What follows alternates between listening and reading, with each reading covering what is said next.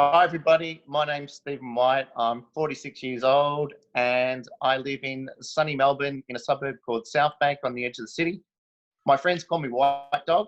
White Dog's been around for a long time. I guess part of how that came about was I'm a quite placid, nice human being. So my friends tell me, uh, but also when they've seen me race professionally, and when you look at the career that I've had a chance to have had, when it comes to a race weekend and seeing a personality switch and also seeing my behaviour, so to speak, in the race car, doesn't quite add to the personality that I have outside the race car. And so with my, I guess, fascination of dogs, I grew up with dogs, and one of my mates one day just said white dog.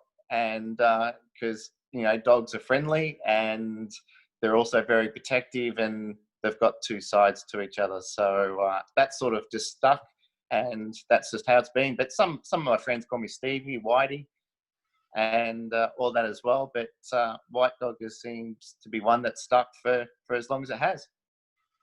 And now, White Dog, where did you grow up? What area did you grow up in? I grew up in the eastern suburbs, just at sort of the base of the Dandenongs. It's an interesting story, my upbringing with suburbs, because in our street we had a T intersection in our street, and so one side of the street was like South Croydon, another side of the street was East Ringwood, and then another side of the street that runs horizontal was Bayswater North. So we were right on that cusp. So we started off in Bayswater North, and then our zoning changed to East Ringwood. I just say to people, I grew up in the eastern suburbs out near Knox City in the Dandenongs, and so that was where it all started. Cool. And how was life out in the eastern suburbs back then? It was pretty busy. I guess as a kid, being pretty active, used to play a lot of tennis. Played for a tennis club called Greystale Park, which was just 100 metres away.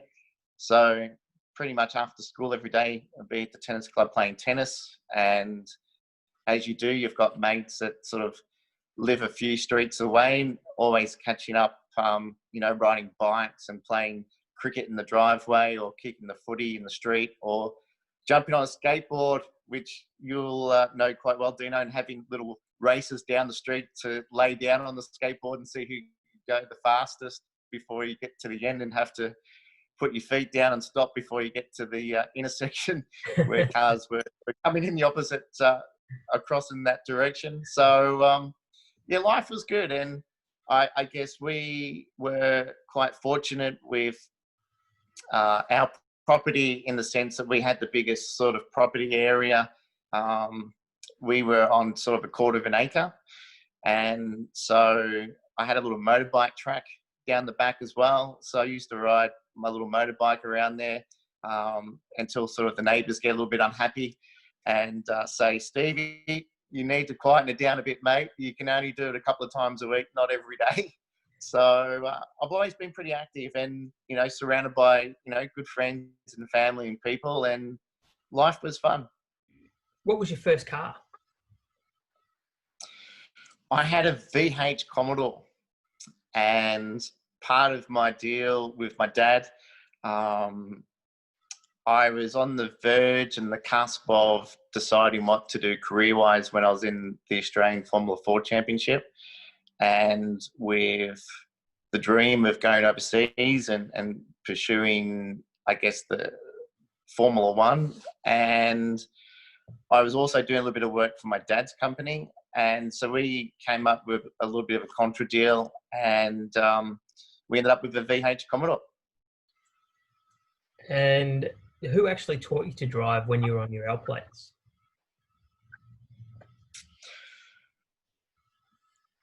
I was pretty lucky growing up with driving, because Dad taught me to drive when I was 10.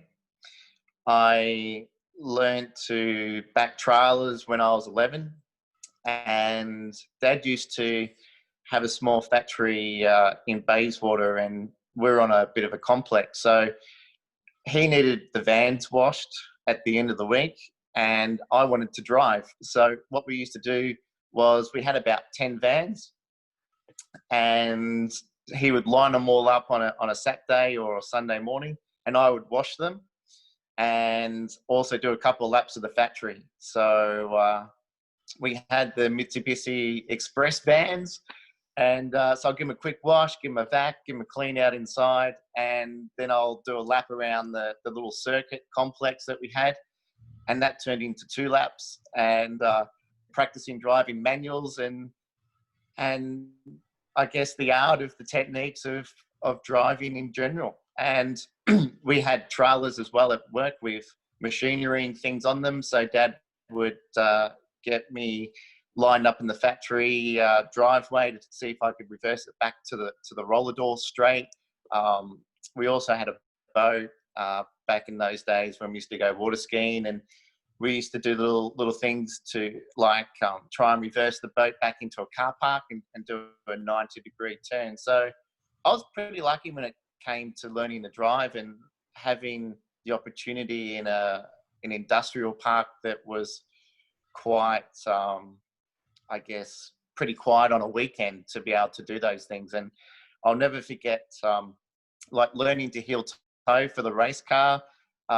We used to go on a Sunday afternoon to another industrial area in Bayswater, and in a manual car that Dad had, and he would teach me heel toe, and we would actually spend 2 or 3 hours once a week, just drive around the streets at up to maybe 100k, and practicing, fourth down to third and third back to second, and to get the heel toe right before we jumped into a real race car for the first time.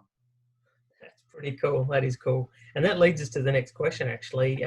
When did you start racing, and how did that sort of come about? Was go-karts? Was it big cars straight away? How did you get into racing?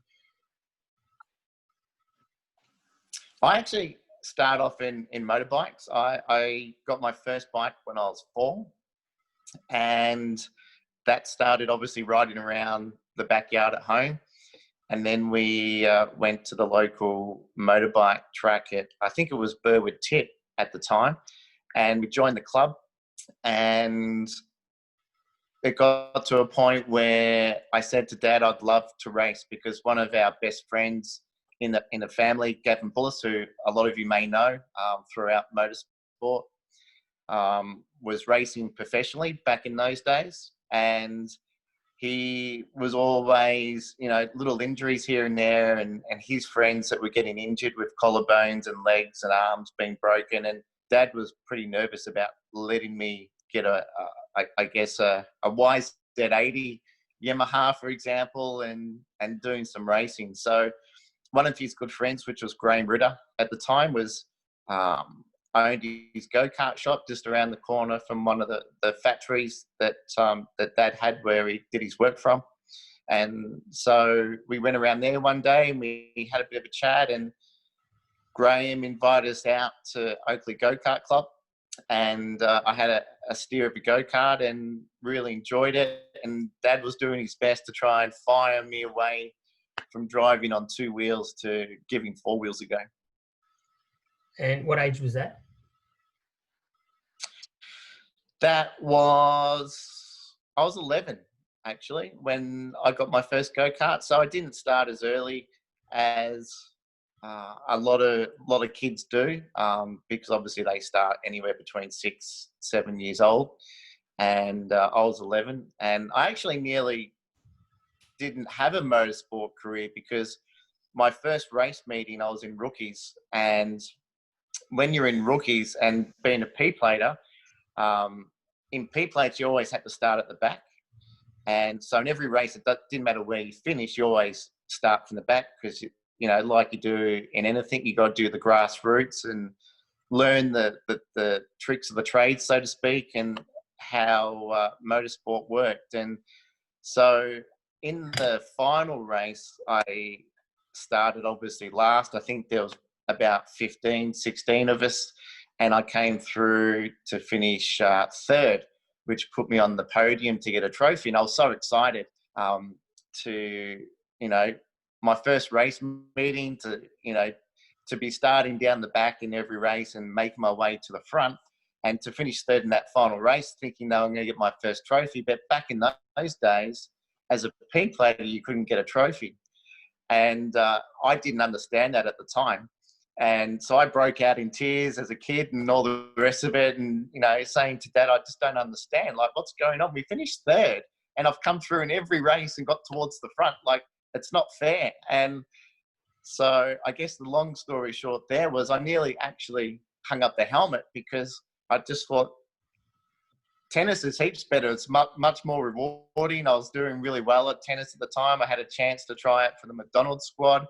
And, if I put the work in, I had a chance to potentially pursue a tennis career. But I guess deep down my heart was motorsport. And Dad said, don't worry about it. Don't worry about it. We'll go to the next race meeting. We'll see how you go. And I guess once we'd done a few race meetings, I got off P plates. And in that very first race that I did without P plates, I finished second and I got my first trophy. And as you do as a kid, you forget about what happened last week and you're just excited for the fact that you got your first trophy. That's an awesome story. That's really good. Interesting, though, that you gave up tennis, where motorsport tends to be the one that sucks the money, whereas tennis probably could have made you some money. So looking back on it, the bank account probably is worse for wear on the career choice that you made. Yeah, I think, I guess when you look back at life, you look at the doors that open, the doors that shut, the opportunities. And I think for me, though, when Dad used to race dune buggies, and I'll never forget the Hutter days, Sea Lake, and a lot of the events that we used to go to, and we used to take a big covered in trailer in a tent and everything. And we used to, camp for the weekend, and you make friends with other families, and we'd take our little motorbikes and the Pee-wee 50s and things like that, and hoon around the areas and down the fire roads in the bush. And buggies is something that I really had a lot of interest in, and Dad did really well, and we knew a lot of people in the industry. And back then you could drive a buggy when you were 14. And so that was something that was of interest as well. And whereas with tennis, because I didn't have a lot of family background in that industry and didn't have a lot of friends outside the tennis club in that industry, as much as I was lucky and fortunate that I tend to have good sportiness as a person, I tend to adapt quite well to different sports. And I really enjoyed tennis, and it was great fun. I guess in the heart, I just didn't feel that it was something that I wanted to do career-wise. It didn't give you that family, I suppose, yeah. Mum and Dad have photos with me like most kids probably do, when they're 6 months old and your parents sort of wrap your hands around the steering wheel and your legs in the steering wheel, and they take a picture of you face on with you glued to the steering wheel, and photos standing up in the driver's seat of Dad's buggy, and hooning around on the motorbike at 5, 6, 7 years old. It's I guess that the fumes must have got to me quite early. And so that does also bring into play the next question, which is just an overview of your racing career, which yours is quite lengthy and storied. You've got quite a lot of different racing categories that you've been involved in, and different levels of professionalism and stuff along the way as well. Okay, so when go-karts finished in 1991, Dad and I spoke about where we should move to next, and Formula Ford was, I guess, the first real race car that any driver gets a chance to drive after go-karts, to see if you've got the ability, if you can learn the racecraft and what's involved in the skill sets of being a great driver. And it was also a bit of fun because Dad and I could do it from the garage at home. And we did our first race at the Sandown 500, actually, for the touring cars. Formula Ford had their support race there, and I qualified 16th out of 32 cars and finished in the top 15 in both races. And then we moved on to, I think it was Bathurst, and we, had sort of a top 15, top 10 finish there as well. I think actually we finished fourth in that race. And then we went to the Australian Grand Prix, and I qualified on pole in Adelaide, and the old famous starting in reverse, and then came back and won the race. And so all of a sudden, with those few events that I did, Dad saw the opportunity that, if we were able to put the work in and were able to get the backing behind it, there was a chance there for a career. And so in 1993, Craig Lowndes and I were probably the two favourites going into that year for the Australian Formula Ford Championship. There was Stephen Richards, Jason Bright, and a few other drivers that were also in a position of being championship contenders. But it came down to Craig and myself, and obviously we know the story there. Craig won the championship. We went into Oran Park, and I was 1 point in front, and then finished up on the podium, I guess, in the championship. And after that, Dad and I were talking with what we could do with Swift, who was the manufacturer of the Formula Ford that I drove for at the time, with what opportunities there were overseas. The factory in the UK were interested in what I was doing, because Swift, for whatever reason, always finished second in Australia. They never really had a lot of success in winning the championship. Van Diemen were really the manufacturer that dominated success in Australia. So they asked me to come overseas to the UK and do a test at Silverstone, which, funny enough, it was Craig Lowndes, Mark Noske, Stephen Richards, and myself. We all did a test at the end of 93. So what we did was Mark Noske, Stephen Richards, myself, we all flew over to the UK to watch Lowndesy in the Formula Ford Festival, because that was the prize for winning the Australian Formula Ford Championship. So we all went over there and to support Craig, and also Russell Ingall won the Formula Ford Festival that year. So it was good to, be able to support Russell, because Russell supported me a little bit in go-karts, and my first Formula Ford I brought was Russell Ingall's 89 Van Diemen. So Russell had a bit of an impact in my career.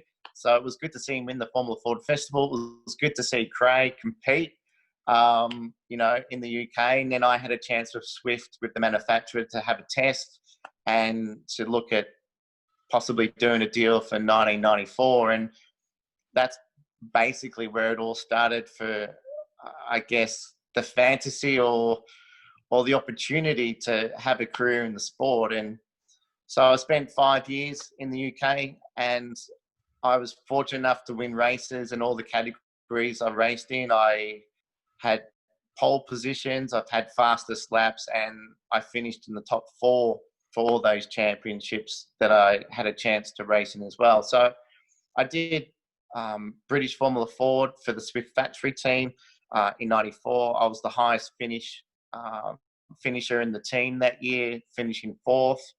I then went to Europe and drove in the German European Formula Renault Championship for Swift. They gave me a car to run. Renault helped out with engines, and we also had contacts to a team that allowed us for a small budget to compete in Europe that year. And then Van Diemen were trying to poach me as a driver, and managed to get me into a Van Diemen for 1996. They gave us a car to run in the British Championship. And then at the end of that, we had Alan Docking from Formula 3. He was a famous Australian, I guess, helping, drivers, progress through the categories, and always wanted Australians in his team. And so we built up a bit of a relationship. Unfortunately, that deal fell through, and Mark Webber ended up taking the deal for 97 with Alan Docking. So I had a year at home, And I guess when people found out that I was coming home for a year, I had Jeff Grett from the Holden Racing team give me a call and ask me to come in for a bit of a chat. And they were putting together a program to support young drivers in motorsport. And it was called the Holden Young Lions. And I managed to get chosen for that as the final driver in their jigsaw puzzle with putting together a program. And Just before you go into the Young Lions stuff, just that stuff in Europe, was that, were you being paid as a driver at that time, or were you just having your drives paid for and you still get to earn a living somehow? yeah, I guess I was lucky in terms of through investors and sponsors. Um, I guess I got an allowance to live on. And so in terms of getting paid, I wouldn't say I was getting paid in those early days, but at the same time, I had an allowance to, buy food and have somewhere to live. And at the same time, I just started doing a little bit of instructing as well. That started in 1997 through Jim Murcott's when I was home in Australia that year. So I So the probably initial time in Europe, you didn't do instructing? only from 98 onwards. Yeah, yeah, So I did a little bit of work for the Nigel Mansell School and Jim Russell. yeah. And so that's sort of a little bit of the instructing that I did, but I didn't do a lot compared to some others. Yeah, we'll talk about the instructing in a minute, but certainly some heavy names in the stuff that you've been involved in there. There's almost at every point that you were out racing, you were racing with and against some of the biggest names in the sport, both in terms of Australia and even internationally. And that's both on terms of on the track and the teams behind you as well. So it's a pretty massive level of experience that you gained in that European stage of things. Yeah, and as you know, when we have a chat sometimes, and I'm feeling a bit down for the fact that I wasn't able to make Formula One a reality, and it was literally so close. It was really just dotting the I's and crossing the T's for the opportunity to have a career possibly in Formula One. And when people like yourself, sit down and we have a little bit of a chat about it. I know with one of my best friends, we sat down once and we looked at the drivers who have had the opportunity to go further than what I have. And in the history of Australia, at the time, there was about 12 drivers who had gone on further than what I had, like Larry Perkins and Tim Schenken and obviously Alan Jones and other people that I had a chance to test a Formula One car, for example. There was very few drivers that have really gone past where I had. So, not many people have driven for their country. Not many people have been an ambassador for the Australian Grand Prix. Not many people have had the opportunity to spend 5 years overseas and race for all the different categories to have a chance to have a motorsport career. I was voted in Australia's top 100 drivers of all time in 1996. I was finished second in the World Renault Finals in Magny-Cours in France. And what Formula Renault did overseas was they got all the different countries to come together for one weekend to see who was the best driver in Formula Renault.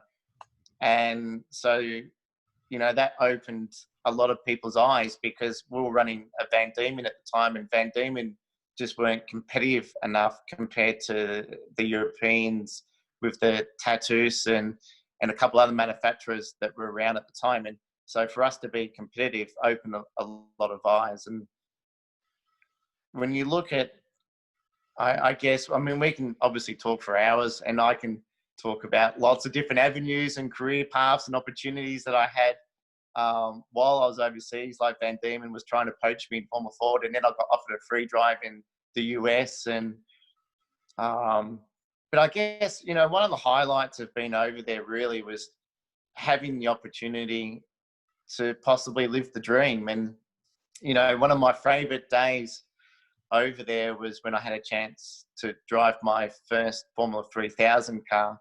And we did that at Donington, and I did 12 laps for a team called Redmond and Bright.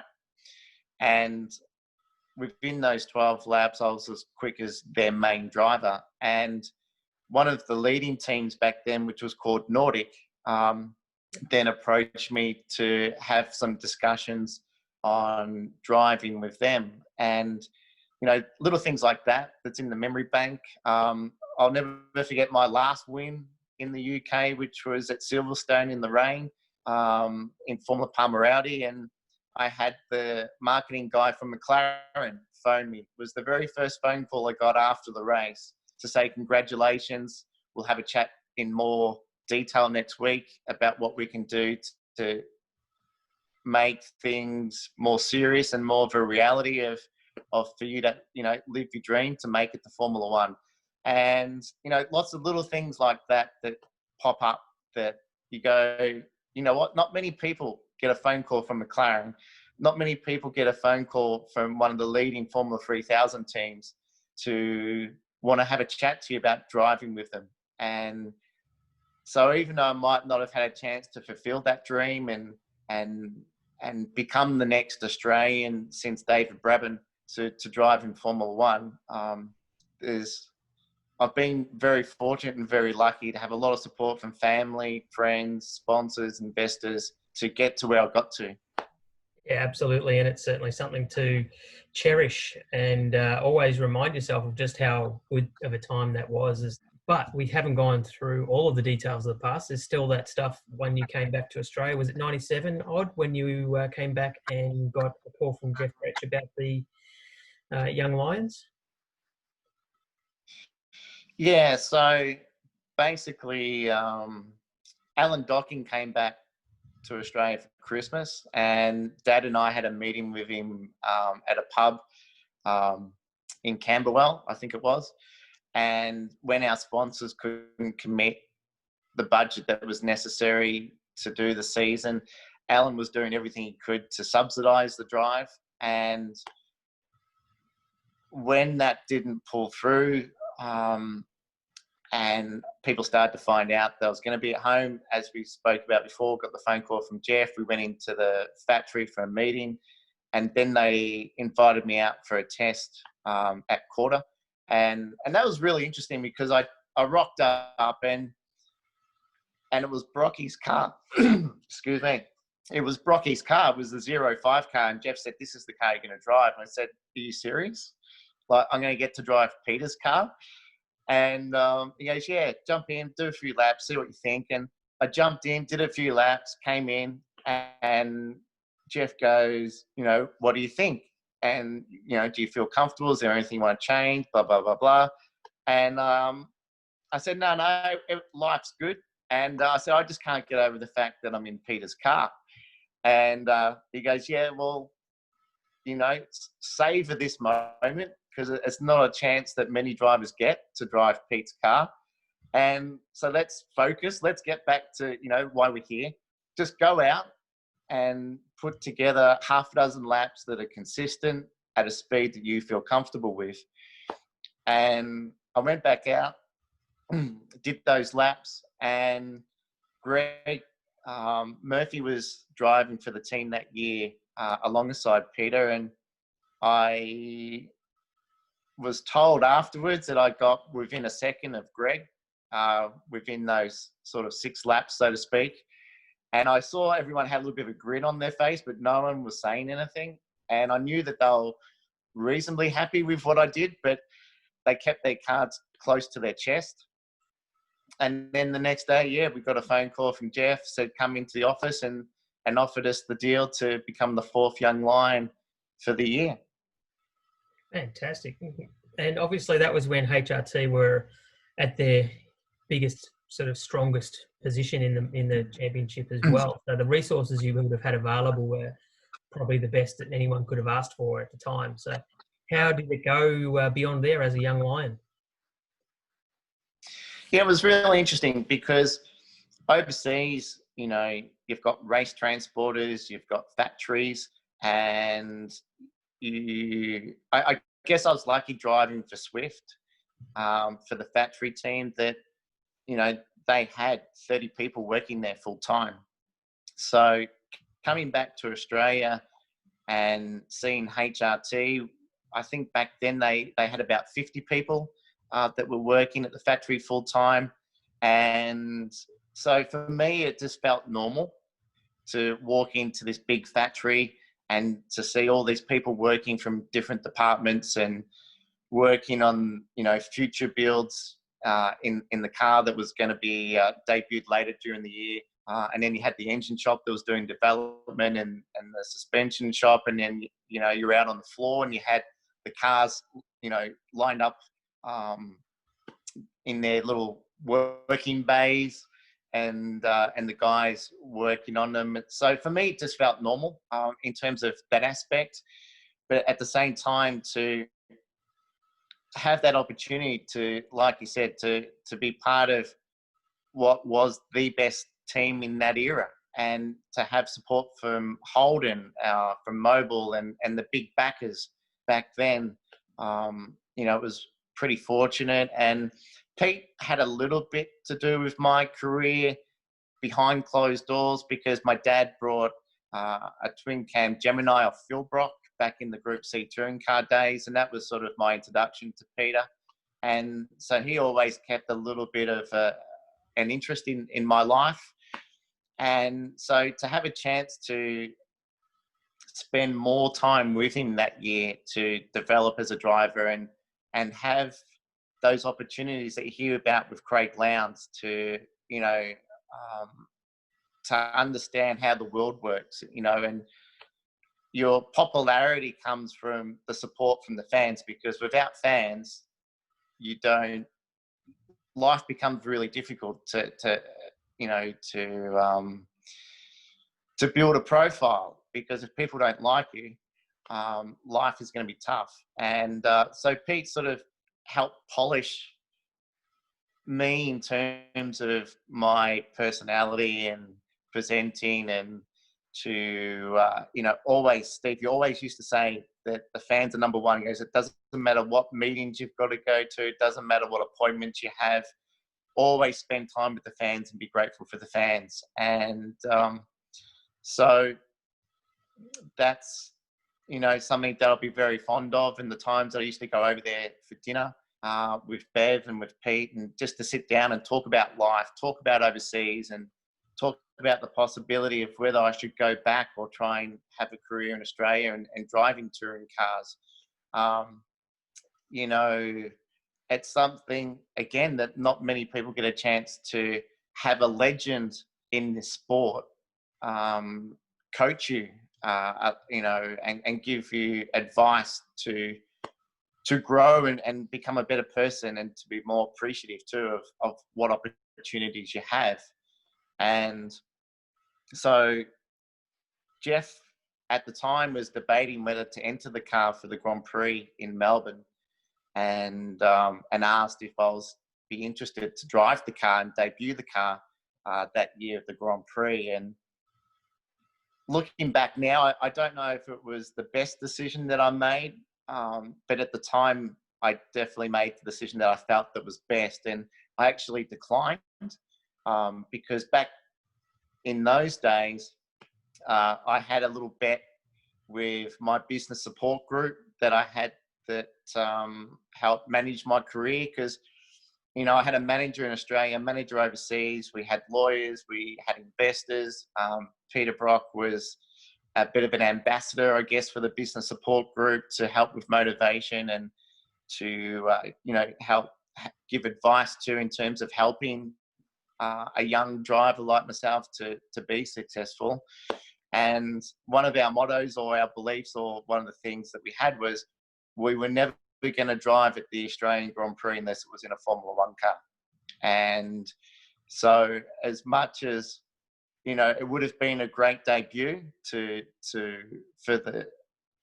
be a Holden Young Lion, and to have the factory team ask for me to be the first driver to race this car at the Grand Prix, Martinoski ended up taking the flag for the team, and he ended up debuting the car. So that was a bit of an interesting scenario.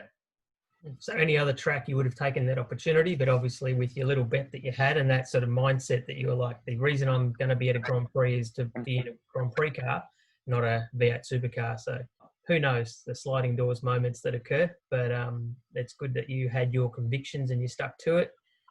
The Young Lions program, how did that work? Did you get a lot of opportunity in the car, or was it a shared opportunity through the year, or was it just for co-driving in the Enduros? How did it all end up panning out that year? How competitive was it between the Young Lion drivers?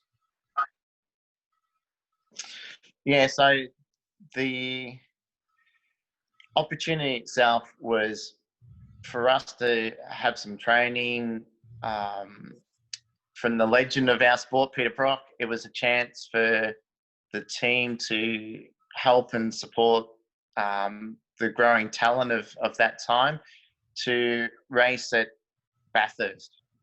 So basically, back in those days, testing was open, and we used to go down to Phillip Island, Calder, Winton on a regular basis, and so whenever the main team was there testing, we would have the Young Lions car there. And between Jason Bugwana, Todd Kelly, Martinoski and myself, we would all just take it in turns of driving the car. We'd probably do maybe 10 laps each in the morning. And then during the course of the day, the team had programs set up with how they wanted to run the day. Some of us got more laps than others, and then the next time we went testing at the next track, it would change around again, and they'd have a different sequence with how many laps they wanted us to do, and what testing they wanted us to do, and what development work we also did as well, because we also supported the development work with the team that year. And competitiveness is always going to be between the drivers. It doesn't matter, I think, what team you're with or what opportunities you have. There's always the ego. There's always the mind games. And considering how many of us there were, like there's 4 of us, and then you've got Peter and Greg in the main team as well. So you've got 6 drivers that are turning up for these test days, and you know, Pete's trying to share his advice and his thoughts with, you know, driving the touring car, the supercar around the circuit. Greg being more of a current up-and-coming driver who had the chance that we all wanted to drive in the factory team. And so he would share his words of wisdom and advice as well.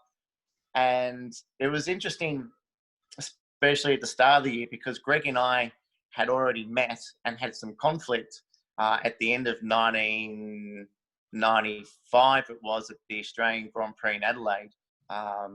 I came back, I got asked to drive in Formula Holden. And at the event that weekend at Adelaide for the second race, Greg and I actually qualified at the same time.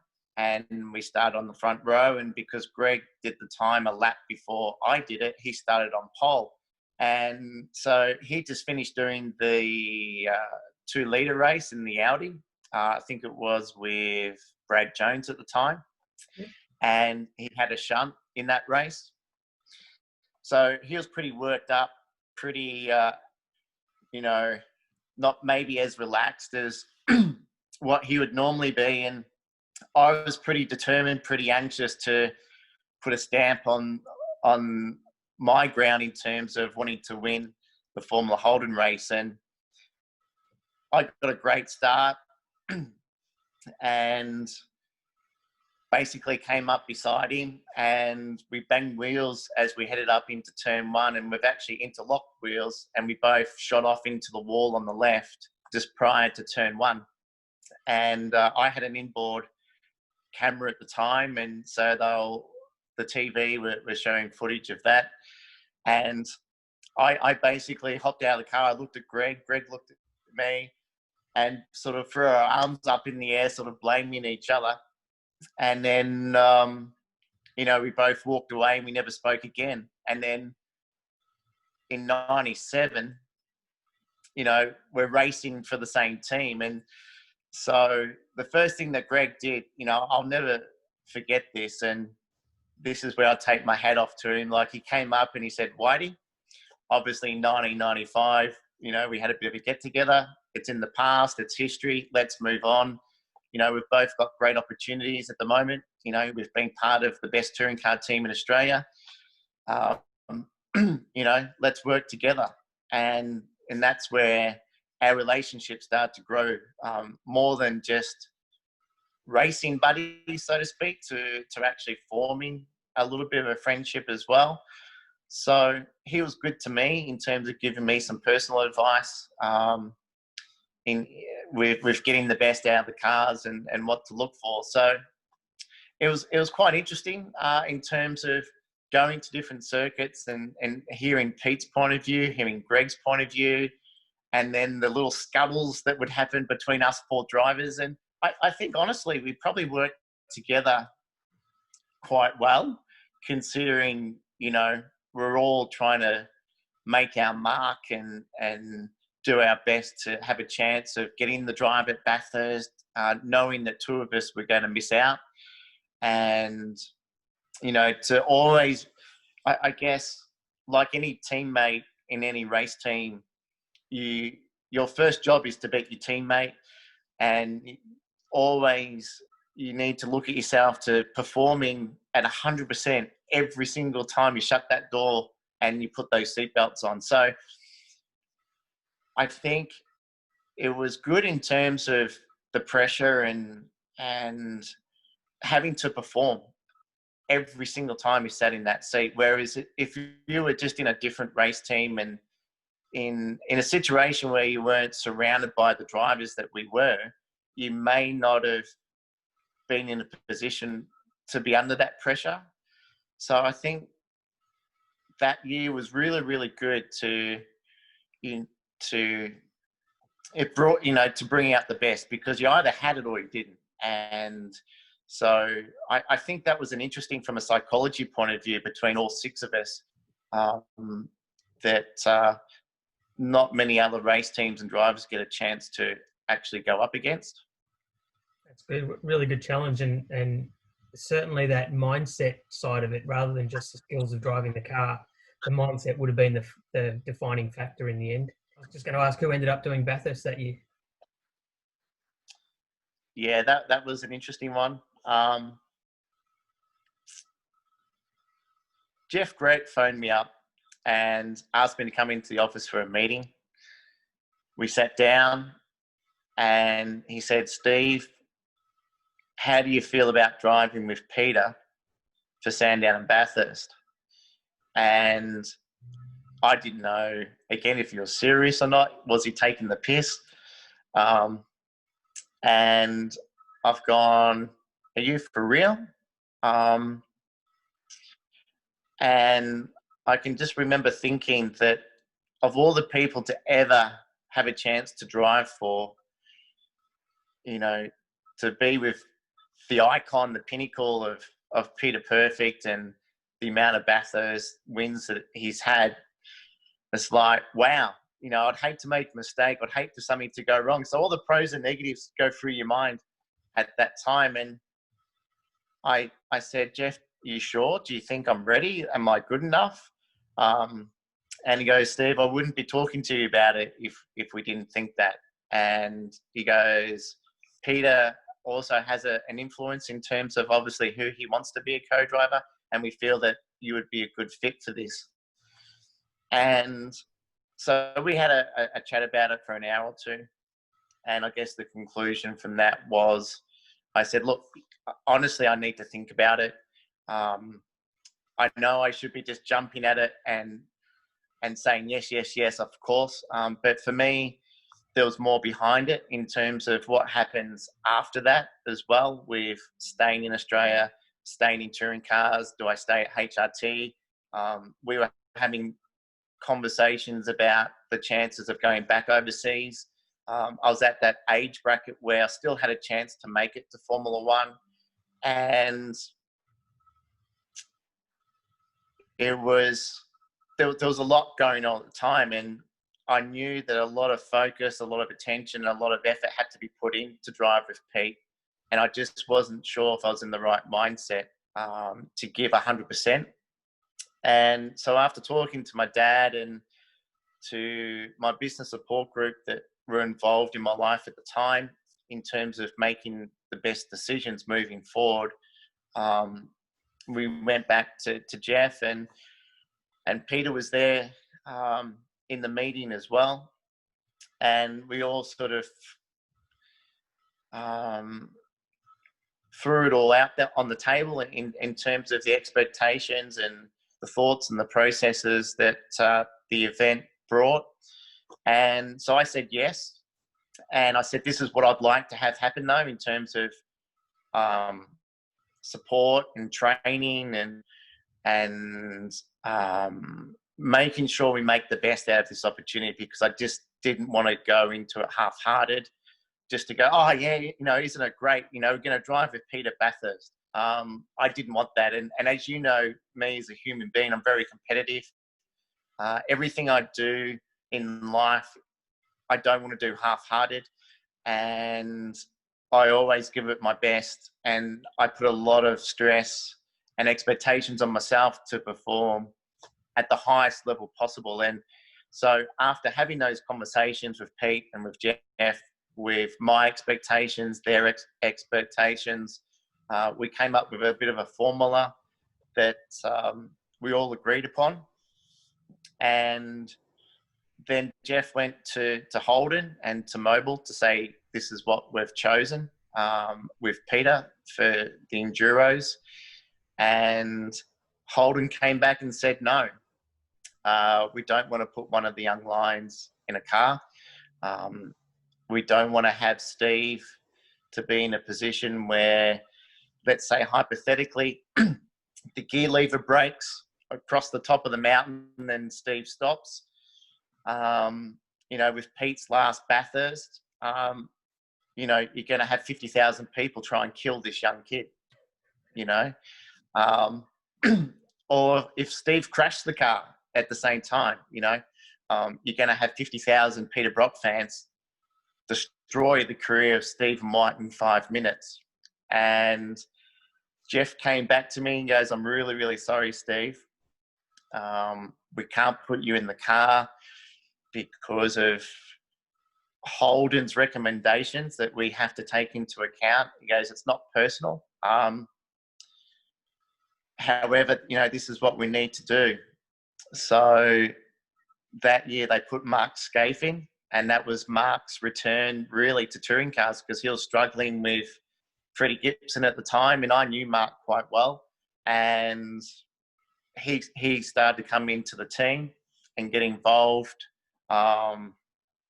with all the guys that he grew up with in motorsport back in the Gibson days.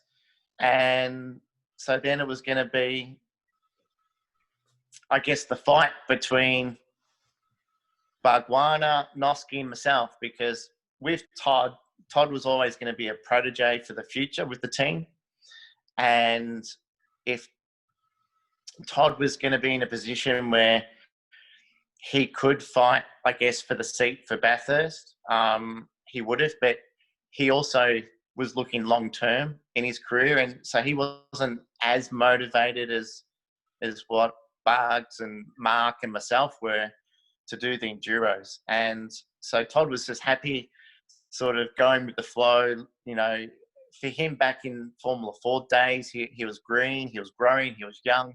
He was really excited and at the opportunity of just being part of the team, and to jump in the car and just do the laps and get the miles and the experience, and to be surrounded by the success of the team at the time, just to learn and grow from that as a driver and as a person as well. And when it came closer to the event itself, Jason was driving in Formula Holden at the time. and having some good success. He was on the podium at most events. If he didn't win, he was second and third. Mark Noske was also in Formula Holden, and Mark was just behind Jason on a race weekend. Mark was sort of finishing fourth or fifth.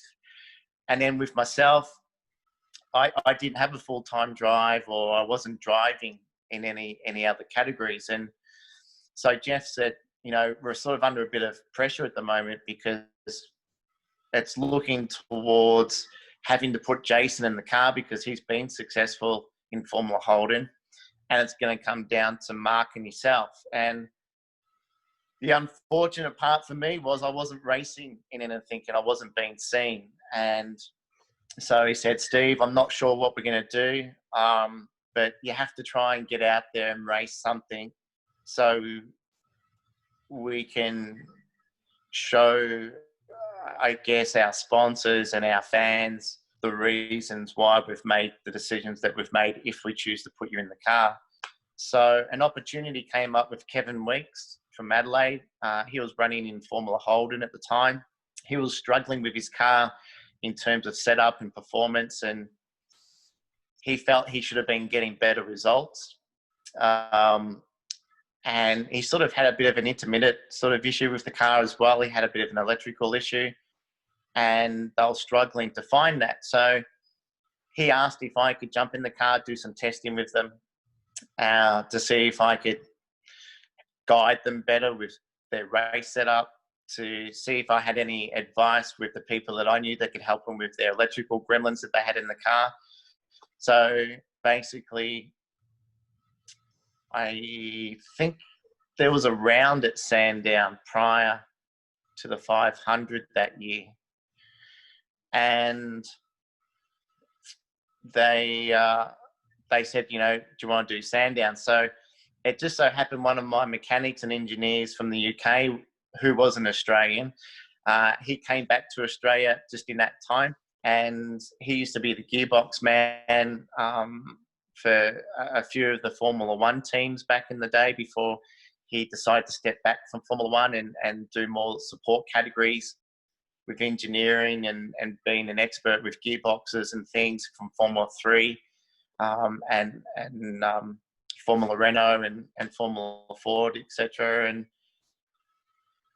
so I guess the long story short there was I drove Kevin Weeks' car at Sandown, and I only managed about 3 or 4 laps in practice because this electrical gremlin kept playing up. And I remember the guys, we had help from Brown Davis Automotive and Bayswater.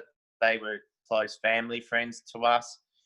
And so they gave us a roof to work on the car over that weekend. And the boys we had working on the car did an all-nighter on Friday night to strip this car and rebuild it electrical-wise and wiring-wise, and replacing as many parts as we could to try and find this gremlin that they had in the car that year. And we just never were able to find it. And we qualified 5th or 6th or 7th, somewhere around there.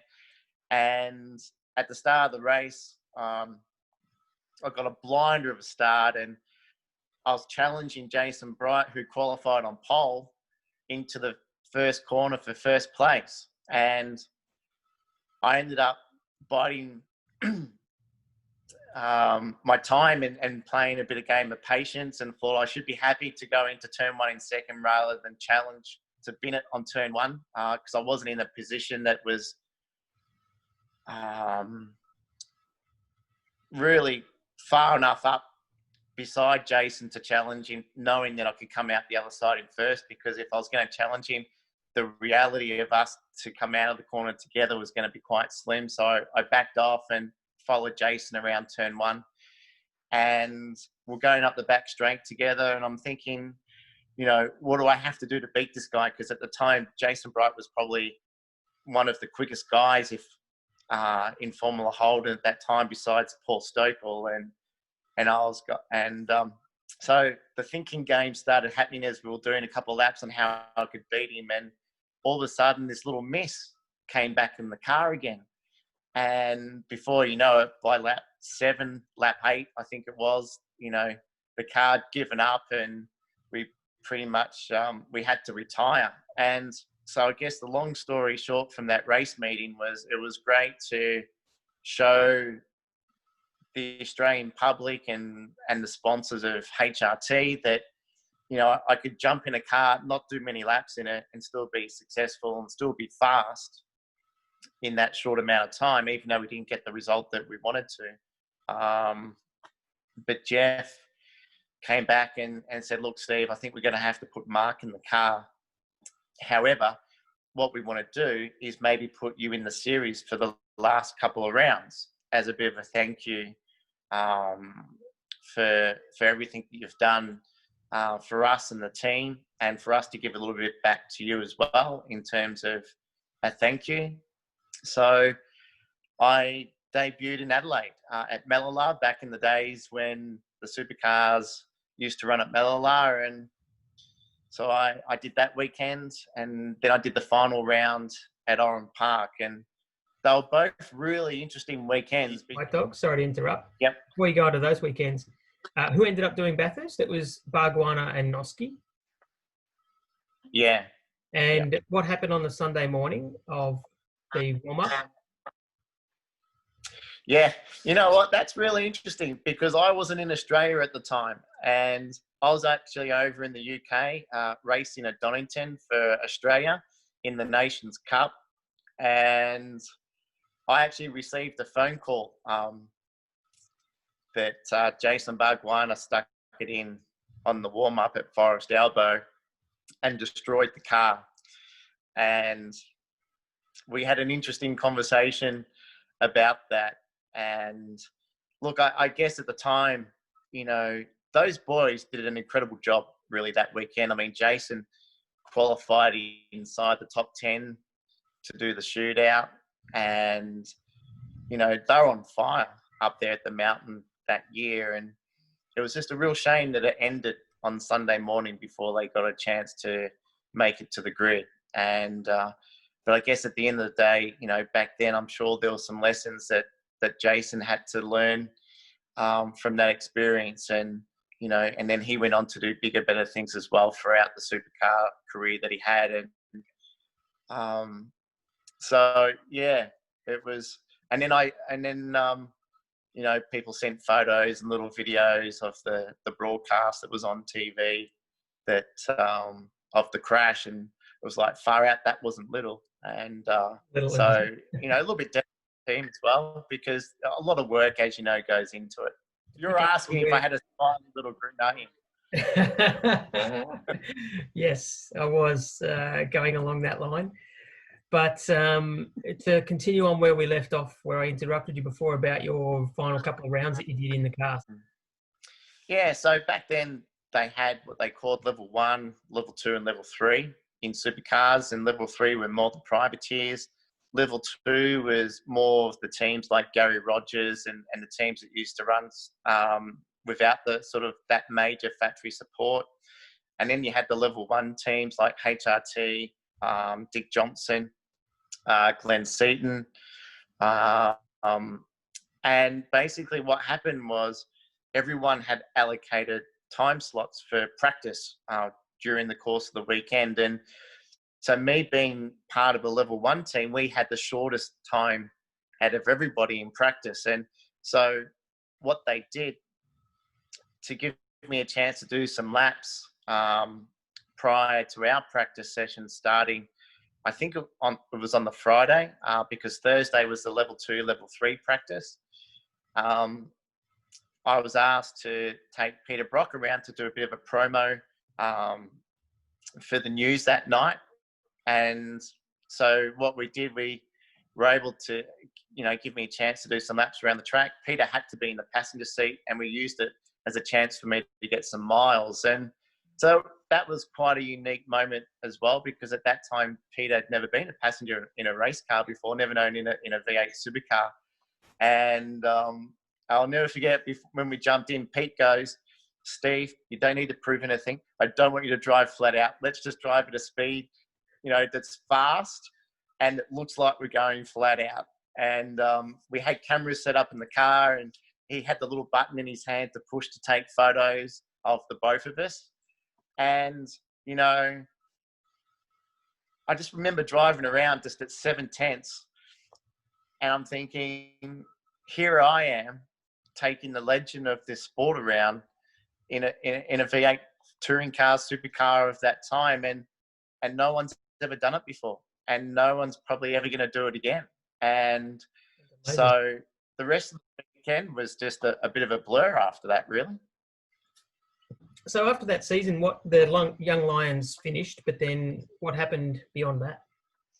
We sat down and had a meeting with Jeff, and to talk about the reality of the drive there in '98, and the dramas that Jeff had was, at that time, Craig Lowndes was overseas driving in Formula 3000 and didn't have the year that he would have liked to have had, and basically the pressure that was on him, a lot of people trying to drag him back to Australia to come back into touring cars. Greg Murphy didn't have a great year for the team in '97. They had a lot of mechanical failures in the car. And then you had Jason Bargwanna, myself, Martinoski, all drivers looking for a drive. And Jeff couldn't commit 100% to wanting to have me in the car for '98. He said, out of everybody, he said, if Lowndes comes home, we're probably going to put Craig in, even though we probably should allow Greg another year in the car, because a lot of issues that we had that year were on us, not so much on him. And, you know, and then Jason being so fast at Bathurst, even though he shunted, you know, he deserves a chance as well. And then, you know, you got yourself, Steve, who, you know, every time we go out to practice, you're fast and you're on the money within the laps that you get a chance to do. And you don't damage the car, you don't damage the equipment, you're not hard on the gears, so to speak, and you deserve a break as well. But I can't guarantee you anything. And so that's when I bit the bullet and said, you know what, if we can gather a little bit of support again, if we can get some motivation from our sort of business support group and with the contacts that I had overseas, we, you know, thought I'm still young enough to give it one more crack to F1. And Jonathan Palmer was an ex-Formula One driver. He was a doctor. And as we all know in motorsport, money plays a large part in the success that you have. And so he designed and put together his own formula to encourage young drivers who don't have big budgets to be able to come and drive and have success. And he generated some prizes and to have tests in Formula 3000 and to be given a little bit of money towards your career to help take you to the next step. And my manager was good friends with Jonathan Palmer in the UK. And so an opportunity came out for me as an Australian to be part of the category. And Jonathan thought it was a great idea because, you know, we want to have as many different drivers from different places from all around the world compete in his category. It was going to be good PR for him. So we signed up and we did the British Formula Palmer Audi Championship, the debut of that series for Jonathan. And they were a 2-litre turbo engine powered car. They were sort of in between what we called Formula Vauxhall Lotus in the UK, which was up against Formula 3.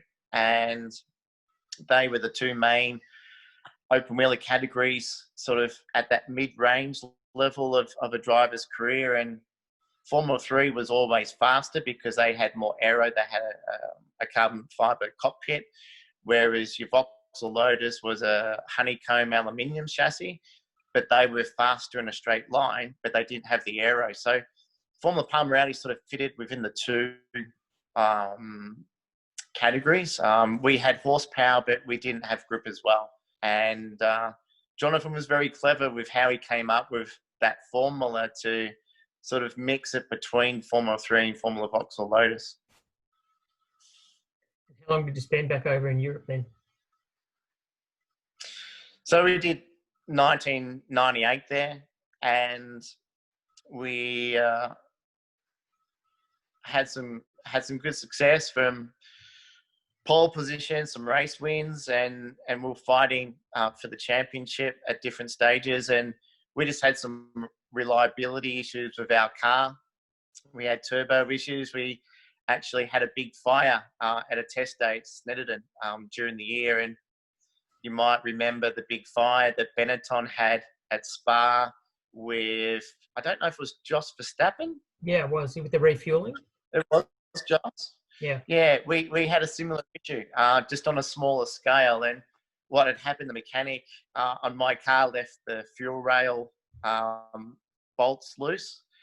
And when I came into the pits for the very first time, petrol just spewed out everywhere in the engine bay.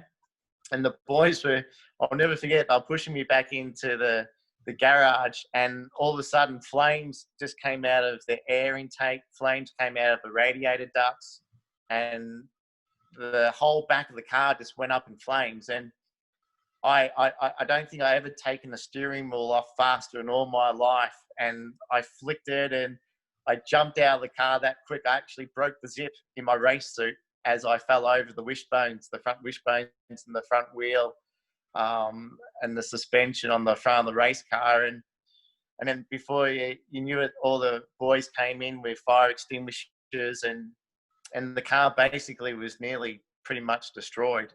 And so that was 1998. So we didn't get a chance to finish in the top four in the championship. However, we did have some race wins and some pole positions and fastest laps, and that's what led us then into Formula 3000 and also building a relationship with a few different Formula 1 teams to look at the possibility of moving forward. And that's when I got the test with Redmond and Bright, which then led to Nordic. And, and going on with Nordic as well, that, we had a deal for 1999 in 3000. I came back to Melbourne for Christmas that year, and then I went and did ambassador work at the Grand Prix at the start of the 99 season. And then on the Monday after the Grand Prix, I jumped on the plane, went back to the UK. And 2 weeks later, the team is wanting to get started for the year, and we were waiting on some payments from sponsors and investors. And unfortunately, as much as the sponsors that were supporting me at the time wanted to move forward and be part of getting the first Australian to F1 and saying that, I helped make that happen, they just couldn't put the money in that they promised. And I had an investor that lost money on the stock market and couldn't put the money in that they spoke about. So all of a sudden, when you start looking at the pie that you need to be a part of, and every piece of that pie makes a difference in terms of being able to, I guess, have that opportunity to drive. When half of that pie is missing, it's not going to work. And so that's when that came to a halt. And so that year I ended up just testing with different teams. I helped do development work, whether it was Formula Ford, Formula Renault. And I did a little bit more testing with Alan Docking in Formula 3. And really was, working out what we're going to do next. And so I came back to Australia at Christmas time, and we basically had run out of money. That's quite a common theme across motorsport, unfortunately. And that bit where there's sponsors who are all lined up, ready to go, and then end up not coming through with the goods that are promised, and it puts you in a pretty tough position when you've already relocated to England and you're ready to race over there, and then it doesn't come through. The money doesn't come through. It's a tough position to be in, and especially as a driver when your focus really needs to be driving. And did you get back to Australia and do any professional driving again after that?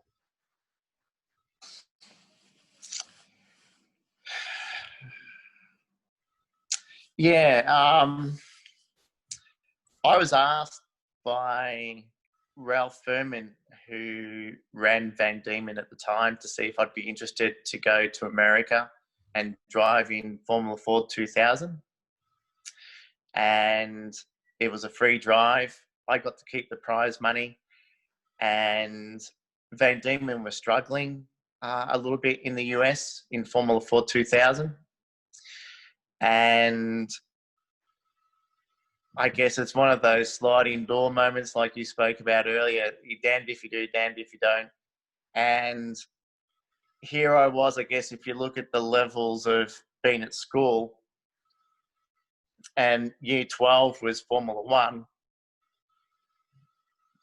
I was at year 11. And Formula Ford 2000 was like year 8 at school. And I felt that going back all those steps just for a free drive, whether it was really worth it.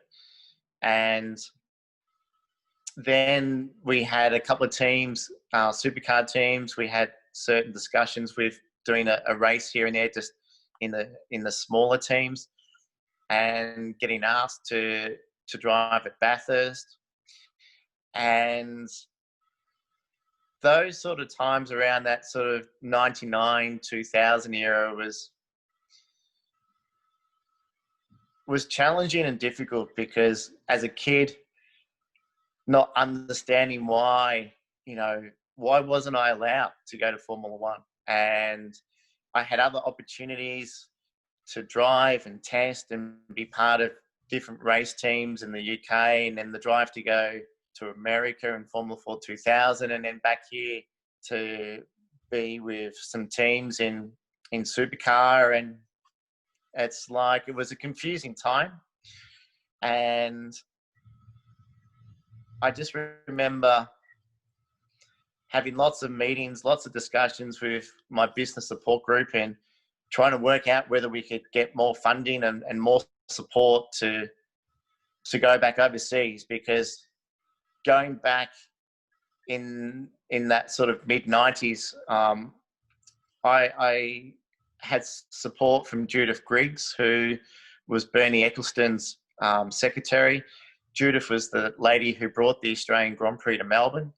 And I went and lived with her in the UK for a few months. And, her best friend was Anne Neal. And so she set up a meeting with Anne Neal and myself to look at her to manage my career as well. And to know Anne Neal's connection to racing? Anne Neal is the wife to Mark Webber, and is the lady behind Mark's success. And it doesn't matter what career path you take, whether it's from business like yourself, Dino, with Evolve, to the businesses that our customers have. To be successful, you need all your ducks in a row. You need the right people behind you at the right time. And sure, money's a large part of it, but you do need other components to be successful as well. And, back in those days, I had the support from Ron Walker and introductions to Bernie Ecclestone and to Judith Griggs, and then to Anne Neal. And at the time, she had a lot on her plate with her marriage, and she was involved with Wayne Gardner with the Coca-Cola team when Wayne went to Four Wheels, and it just wasn't the right time. And, when you look at those moments, you're kind of having a reflection of what's going on with my life to be in this position of being so lucky, as we've discussed, but also unlucky to not be able to live the dream that I live, wake up and go to bed to every single day.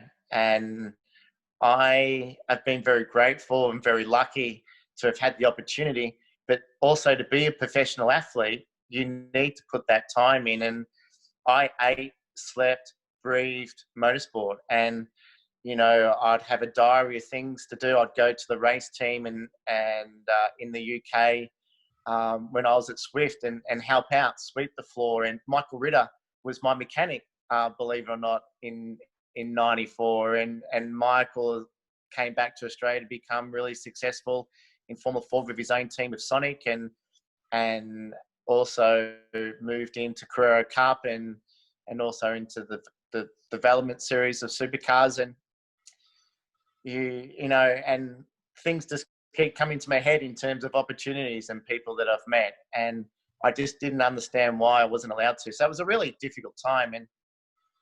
And then I went back to HRT. I went back to Jeff in 2001, I think. And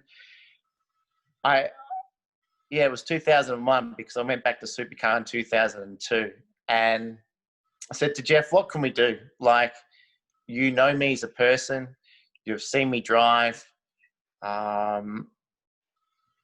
A lot's changed since 1997. The Young Lions program was still running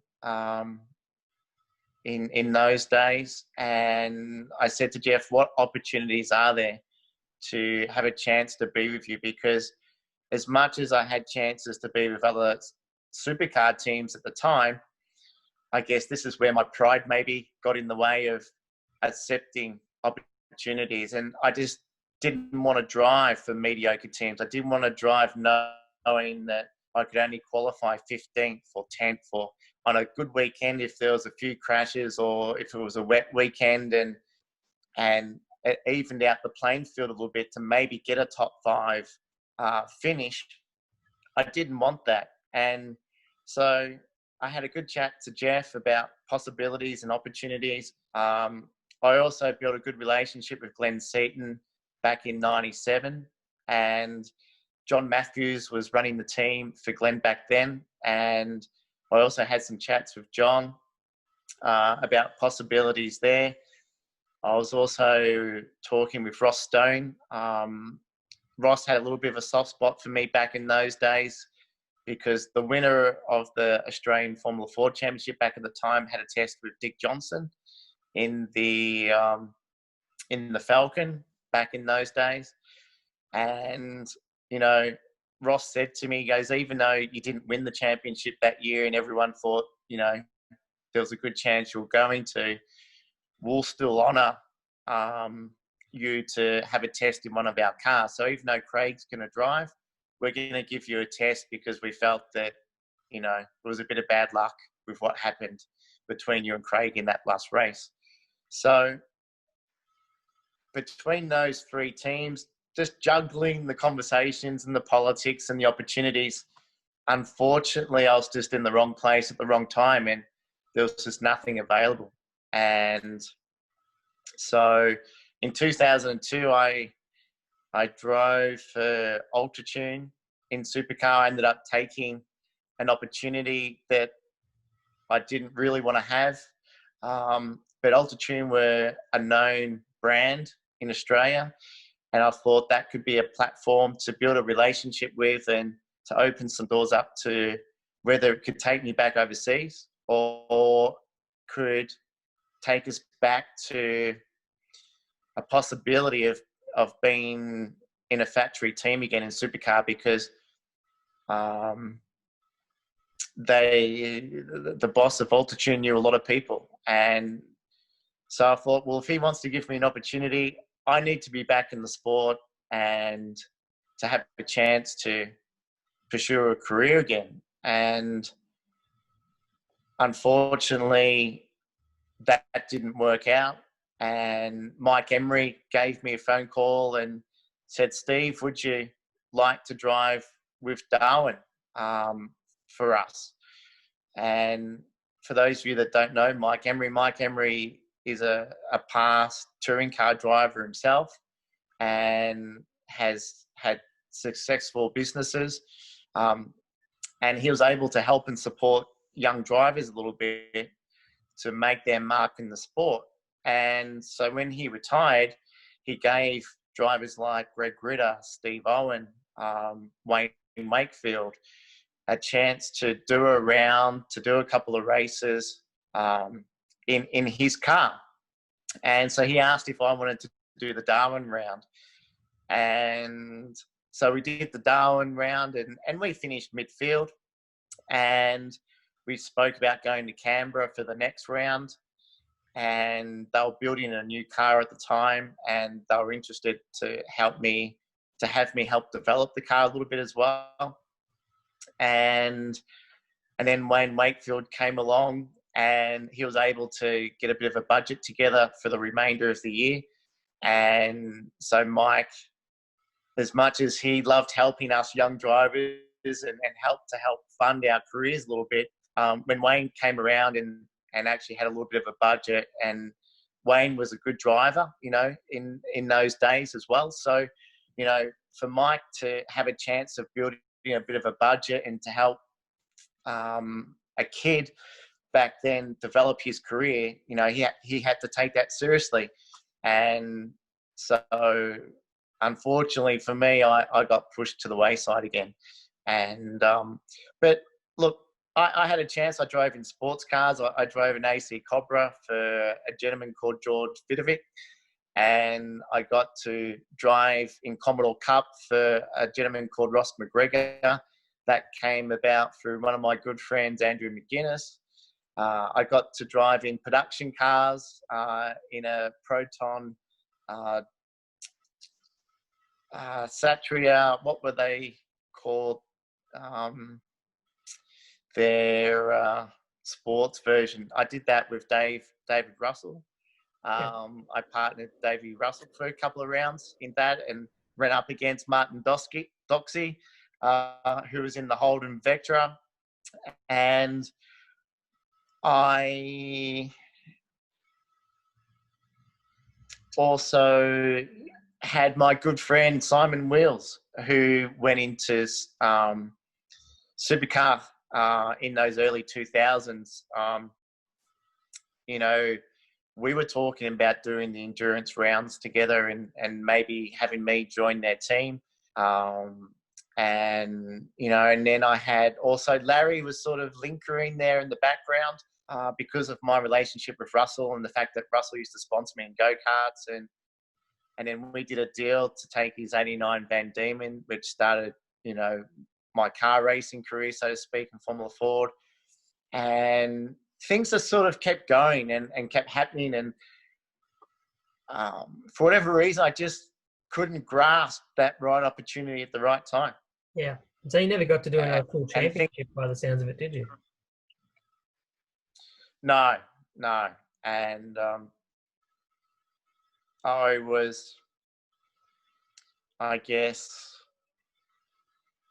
just fortunate for the fact that with the name that I had in the sport and the friends that I had and the teams that respected my ability to help keep my eye and to help with anything they could to keep me out there, because people say that I am one of Australia's best drivers, and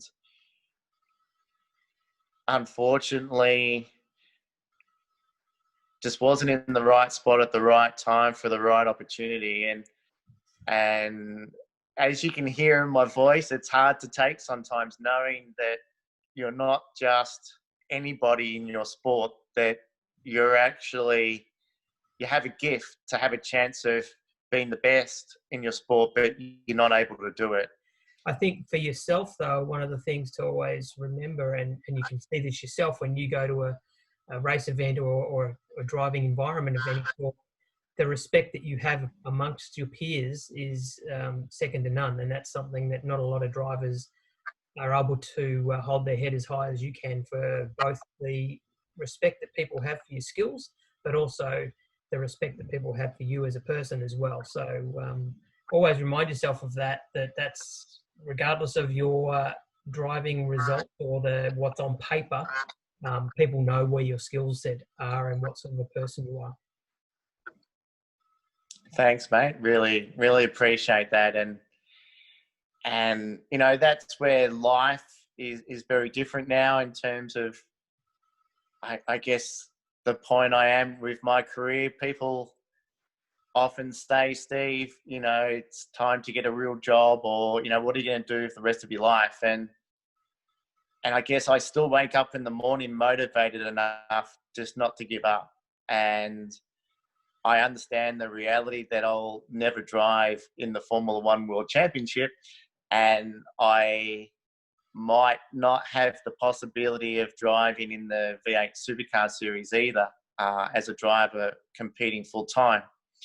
But you know what? There's no reason why I couldn't get a test in a current V8 Supercar.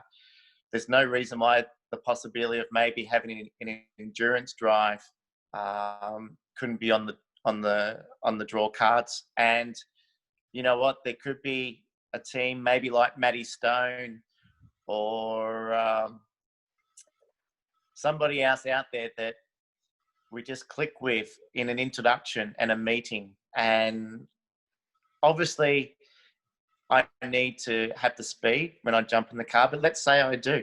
Let's say I do have the speed. Never say never. And I've been very fortunate that instructing has become a part of life. And I've had a chance to be in the industry now for over 20 years. I have had a chance to work in lots of different areas. If you could continue along that same line, but just let us know how you got into the driver training side of your career, and then, you know, what sort of things you've done, like you were just about to describe there. Back in 1992, Jim Murcott phoned my dad, and Dad and Jim were friends, going back to the racing days. And I was starting to have some good success in Formula Ford. It was my first full season. I won the first round at Amaroo Park in the rain. I think it was in the rain. And I was running in the top 3 of the championship at those early stages of the year. And I was working for my dad's company to become an apprentice electrician to allow me to go away on all the weekends and do the racing and the testing that was required to do during the year. And so Dad asked, goes, do you want to do some instructing? And I said, what, you want me to jump in the passenger seat of a road car, go around a racetrack with someone I've never met at 200 kilometers an hour and coach them? I go, no. And then in 1993, Jim phoned again and said, we would really love Steve to be part of our team. And I said, no. And in 97, when I had the year at home, Jim phoned again and said, we want to have Steve in the car. Or not in the car, in our team. And I said, yes. I said, okay, I'll come out and I'll have a look. And so I did a few of their track days, and I was lucky enough to be taken under the wing of Peter Barr. And for all our customers that have been around for a long time, and yourself, Dino, Peter Barr is like the Peter Brock of our industry. And Pete gave me the skills and the understandings of what it took to be a good instructor. And so I really couldn't have been in better hands. And after I did track days for about 6 months, Jim asked if I was interested to do any driver training. Would I consider being part of his team on more of a full-time basis, as you could, as an instructor back then? And I said, yeah. I said, I have an interest in road safety, and if I could have a small impact in this world to share my words of wisdom and to help a company, bring down the road toll and bring road safety awareness to fellow motorists, absolutely. So I did training and got involved with doing the road safety days as well. And that's where it all started, 1997, with Jim Murcott.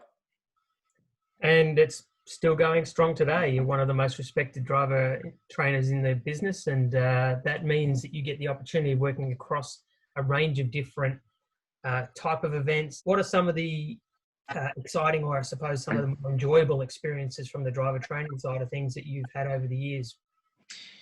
I think, as you know, Dino, when you run an event, to have an effect on people during the course of the day and to see customers' brains just ticking over, and they're taking in all the information that you're talking about. And it could be a driver training day, because at the end of it, what you don't know, you don't know.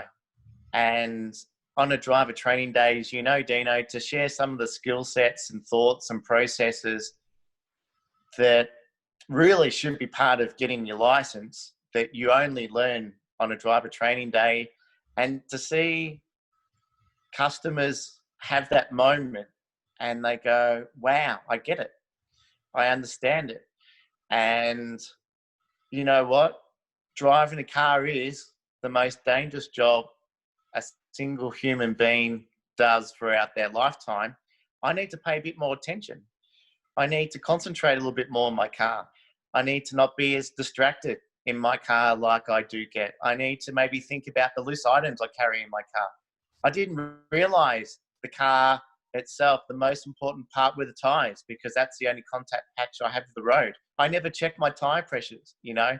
So to have that moment and see the gratitude and gratefulness that you get from someone during the course of the day, to have that effect on them is really nice. And then when you start moving towards track days like yourself, and you'll meet someone for the first time, and part of our job is reading body language. And, you know, you're looking at the way the person smiles at you, shakes your hand, and how they jump in the car, and how they put their seatbelts on and do their adjustments are all tell signs for us, as you know, to how a driver's going to react and perform as soon as you leave pit lane. Because at the end of the day, even some of my friends don't realize our lives are actually in the hands of that driver.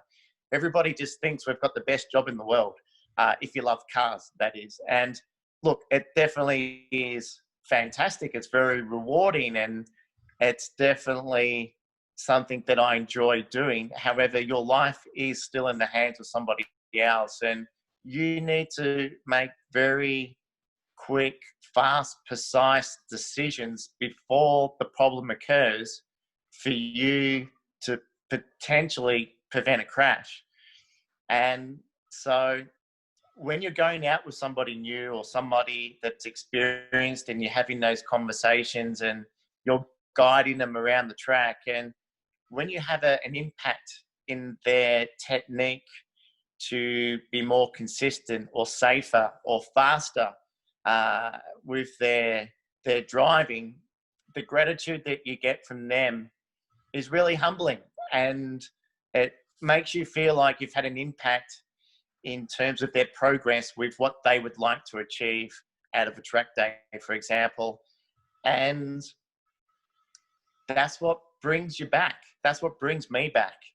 And, you know, to see the smiles on the customers' faces, and to know that you've had an effect sitting in the passenger seat, giving them some guidance in an industry that they love. They love their cars. They love driving fast. Maybe they love living life on the edge, like they do with, you know, with their businesses, with being successful, because you've got to take risks. You've got to, you know, again, have those ducks in a row to be successful. And they understand that if I'm going to drive a car quickly, safely around a racetrack, I need to have some professional advice and some support and some guidance on how to do that safely. And so you build some great relationships, you build some friendships that go on and beyond, as you know, over the years of being part of this industry. And it's like, what's not to love about that? And you get a chance to travel Australia. You get a chance to travel internationally for it as well. You get a chance to drive vehicles that you may never get a chance to drive in your life. And when you talk to friends that, you just drove the latest Lamborghini or Ferrari or Aston Martin or Maserati or Porsche or you meet somebody who has just built this little race car themselves from the ground up, and you get to share the experience of, having them drive it on the track for the first time. The grin on their face is literally from ear to ear, as you know, and they jump out and they're basically nearly walking on their tippy toes. That's just what is rewarding, that brings me back every week and every day to this job. That's a fantastic summary of it. And that reward that you get when you see that person you've been coaching that day, and whether it is at the defensive end or whether it is at the performance end of the scale, you see them picking up and understanding and learning things that you've been trying to teach. And it's amazing that reward is beyond anything that you get in most other environments. So that's a great summary of the positives. But what about any fails that you've been a part of in our driver coaching world? Has there been anything funny? I guess there's been lots of different scenarios over time that have taken place, and touch wood, for myself, I've actually been one of the very fortunate instructors in this business with not being involved in crashes. Sure, I've gone off in a gravel trap. Sure, I've touched an Armco fence or rubbed an Armco fence in the passenger seat, but I've never had a crash. And I guess in terms of interesting stories, there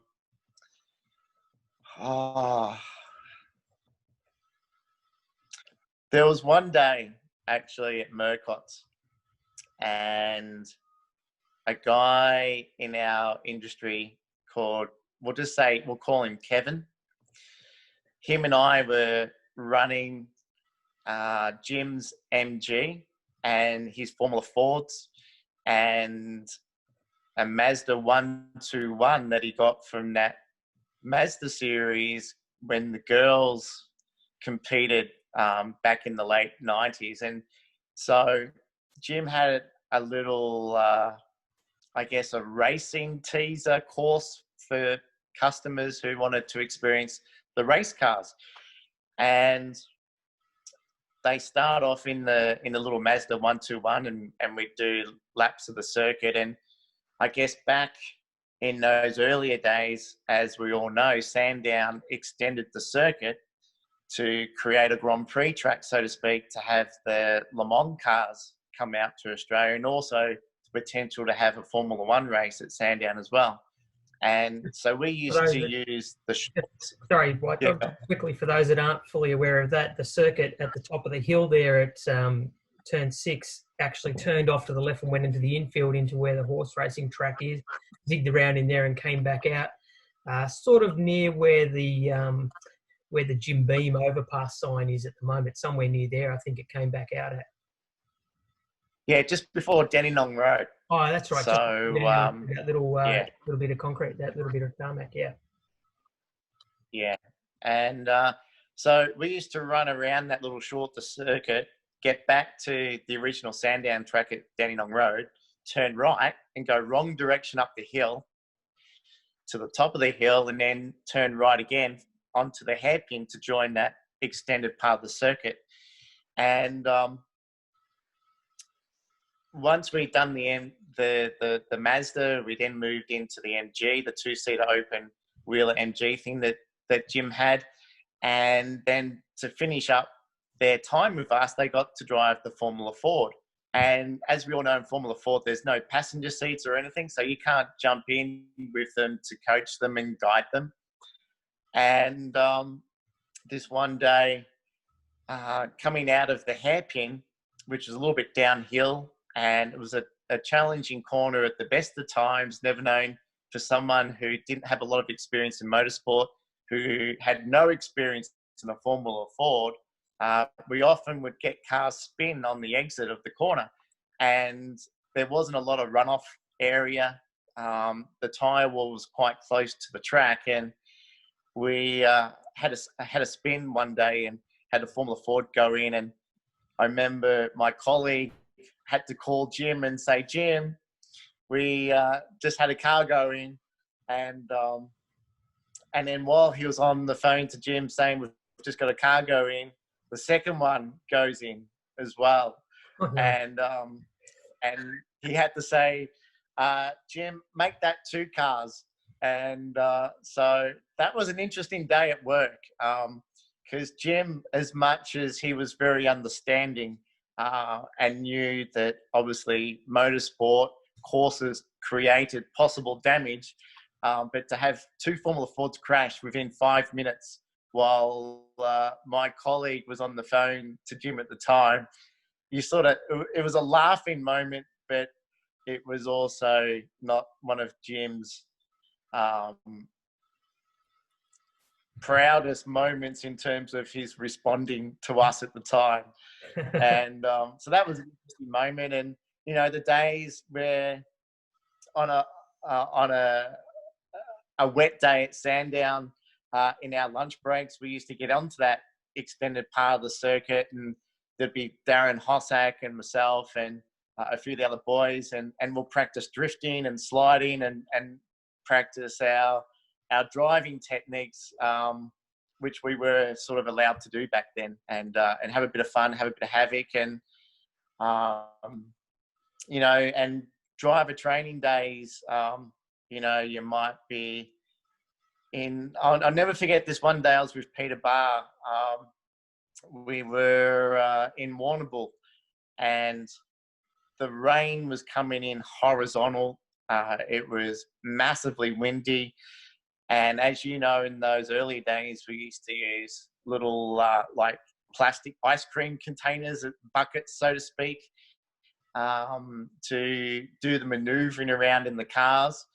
And we used to have all them sort of stacked up to try and create a little bit of weight to keep them from not being blown around in the wind. And that day it just rained all day, and the wind was coming in at 90 degrees. It was freezing. It was the middle of winter.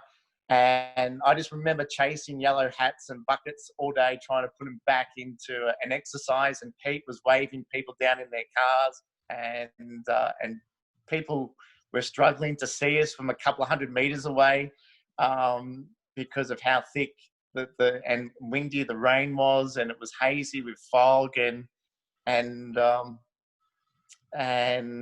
you know, there's lots of little interesting stories like that crop up, and in terms of on track days and cars, you know, I actually am one of the lucky guys. I haven't really had any interesting mishaps or things happen to me on the track. I've seen it happen. I've been first on the scene plenty of times for events that have taken place where mistakes have been made.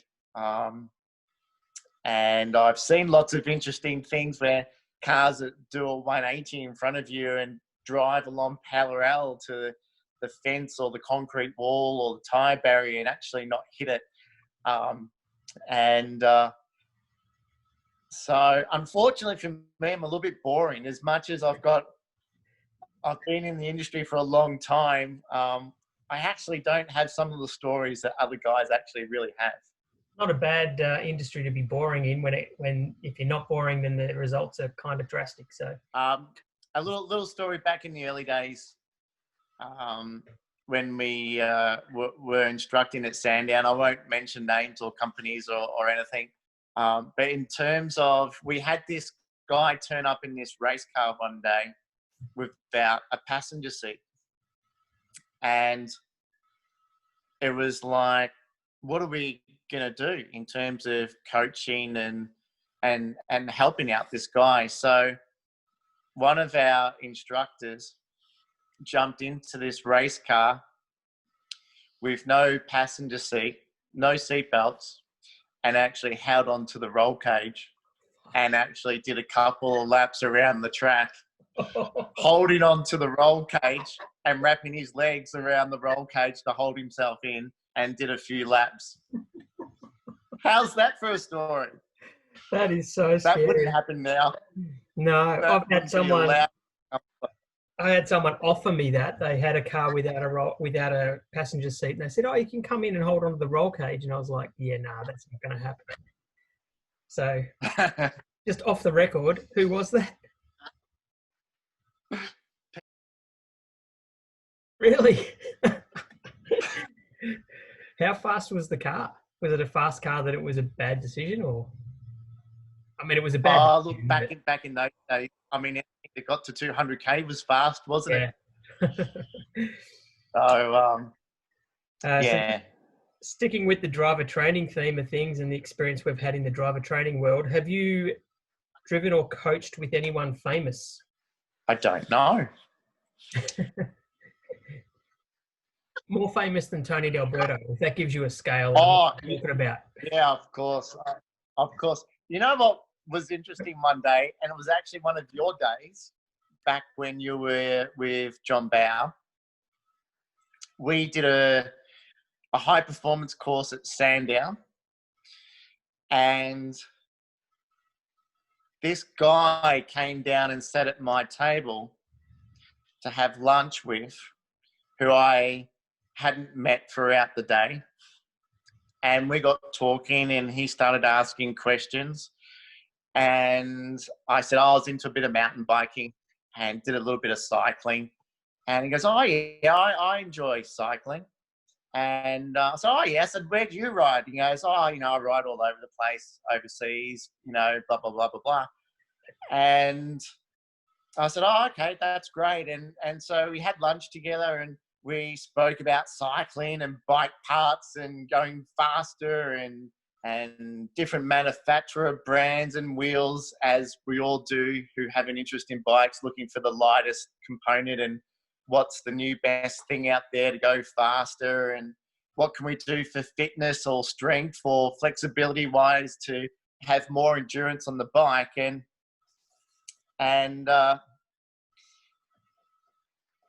this guy said his name, but I didn't know who he was, because I guess I never followed a lot of cycling in terms of the Tour de France, and I guess watching much on TV at all. And he said his name was Cadel Evans, and to me that just sounds like another person. You know, when you don't know anything about them, you know.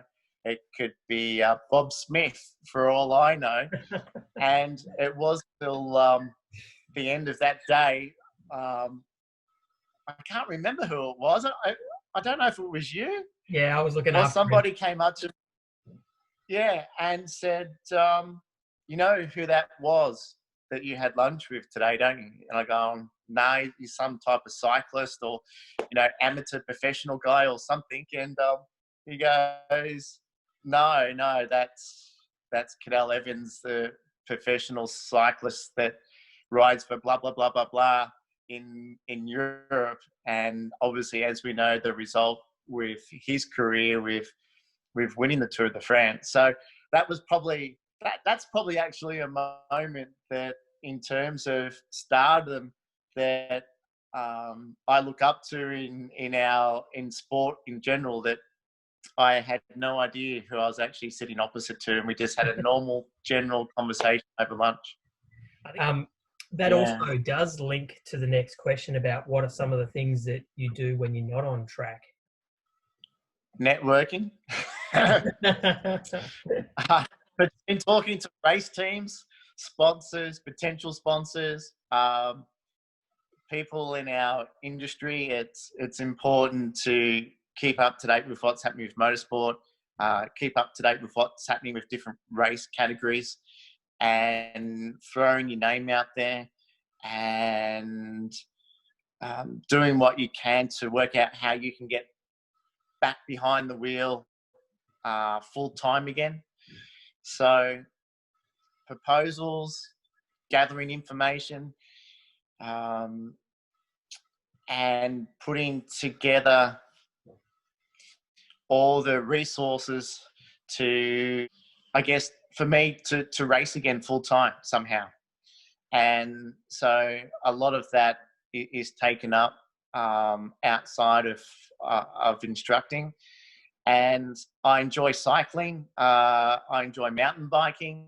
So obviously with cycling, it's easy. Just put your Lycra on, walk out the front door and create your own destiny with going out to the hills in the Dandenongs or out towards Kinglake, or just going for a nice cruisy ride down Beach Road and take in the sights of and the sounds of the beach, and heading down to maybe Mornington and doing lots of different loops, to then jumping in the car, going to Listerfield on the mountain bike and getting muddy, dirty, dusty, saying hello to the kangaroos and to the wildlife, and see the occasional snake here and there and have a heart attack. Or there's been a couple of times where I've been attacked by a snake as we've ridden past it on the trails, and I think to myself, I never want to go mountain biking alone, because if I get bitten by a snake or something happens to me, I'm stuffed. And I also do some mountain bike races. I enjoy, I guess for me, I like to push myself to the edge. I like to see how far I can go before I break. I like to see how far mentally I can go. And I like pushing those boundaries. And I do everything I can in terms of the will to win.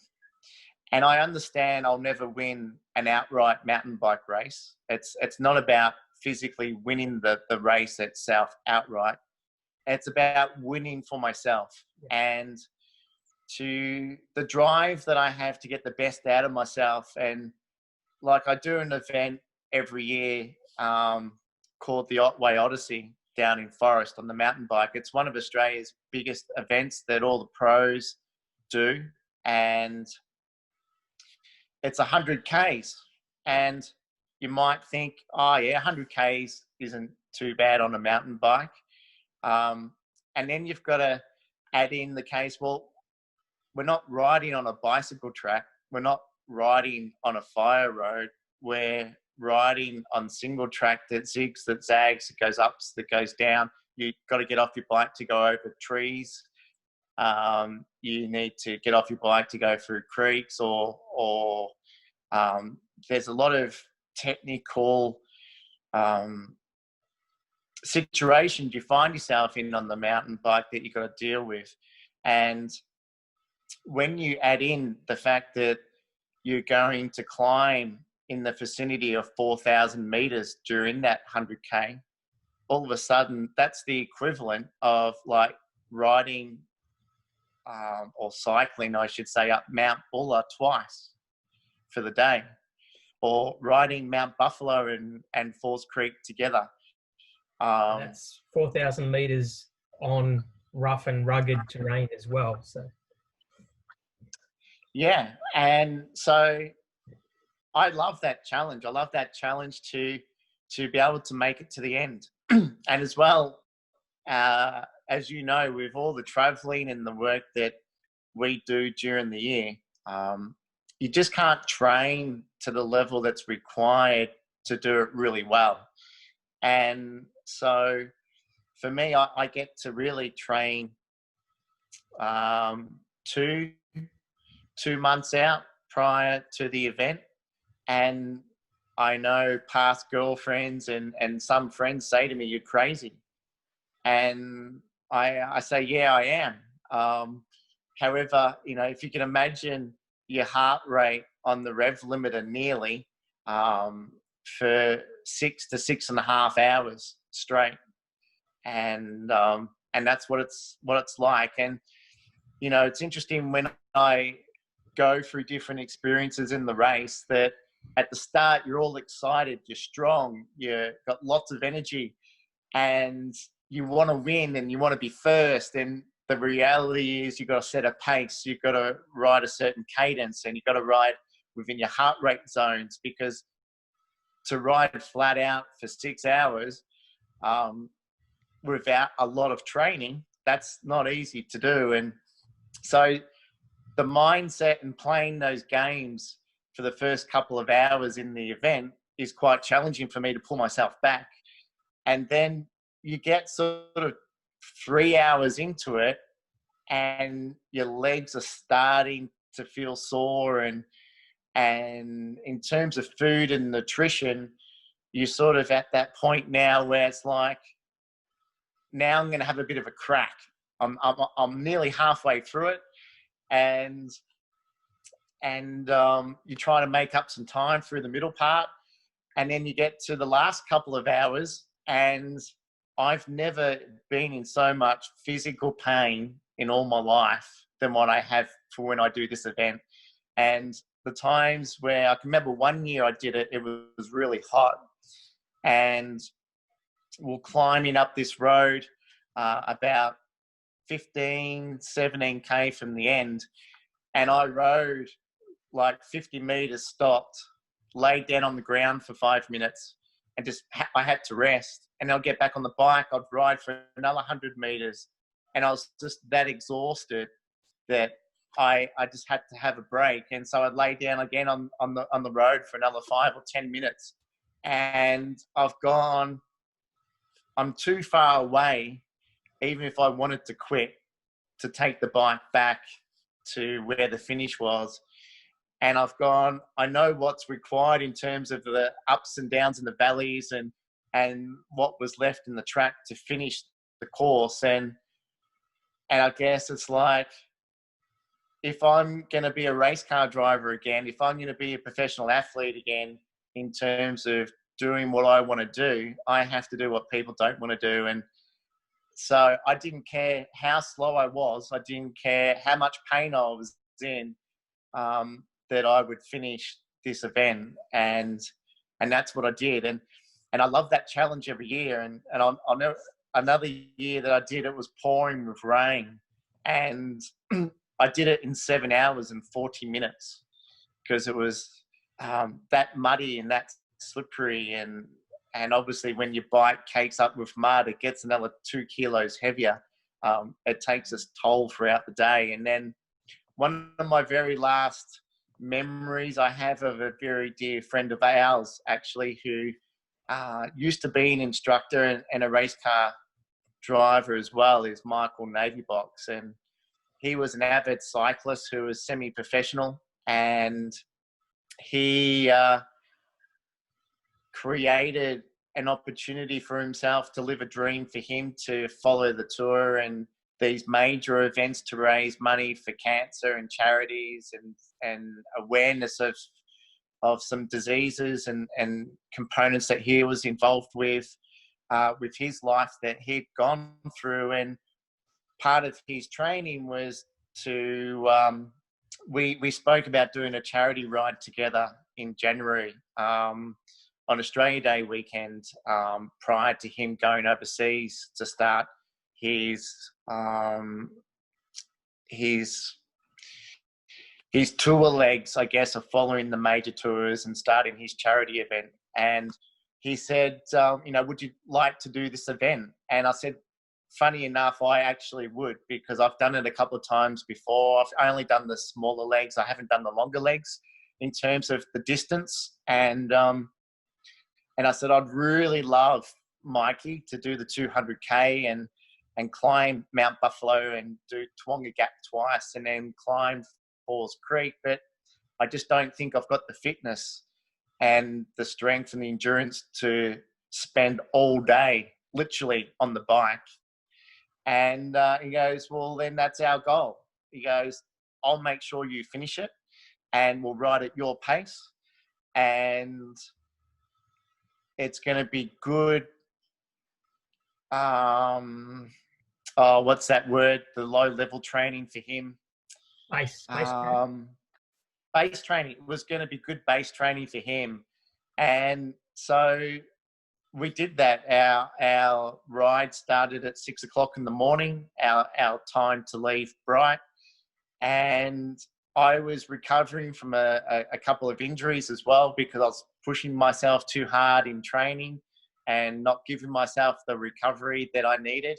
And I struggled throughout the day, but I managed to ride 200 kilometers on my bike and climb two snowy mountains and one little mountain uh, with Tawonga Gap outside of Brighton, and climb, I think it was just over 5,000 meters for the day with injuries and not being fit enough to the level of what I should have been to do it. And to also be next to a guy who was quite special in my life as a friend and as a colleague before he went on to embark in probably what was the biggest thing in his life as well. And obviously, as we know, he passed away later that year while doing that charity event. And so that will always have a special place in my heart in remembering that day and remembering the challenges that we went through and the painkillers that I took that day to try and keep the pain away as we're cycling. So I guess I'm one of those weird people that likes pain, that likes to push myself to the edge, that wants to be the best at everything I do. And it could be anything from relationships to being the best instructor to anything I do in life. I put a lot of emphasis on being the best version of myself I can be. And I think that's part of the reason that has enabled me to be in the industry for as long as I have, and have not so much the demand in me to have my services for the day. However, to have companies like yourself and other people in our working industry that would like to have me part of the day. We have only got 2 questions to go. One of which, do you have any favourite books or movies? I'm not a big reader. In fact, I've never been a fan of reading.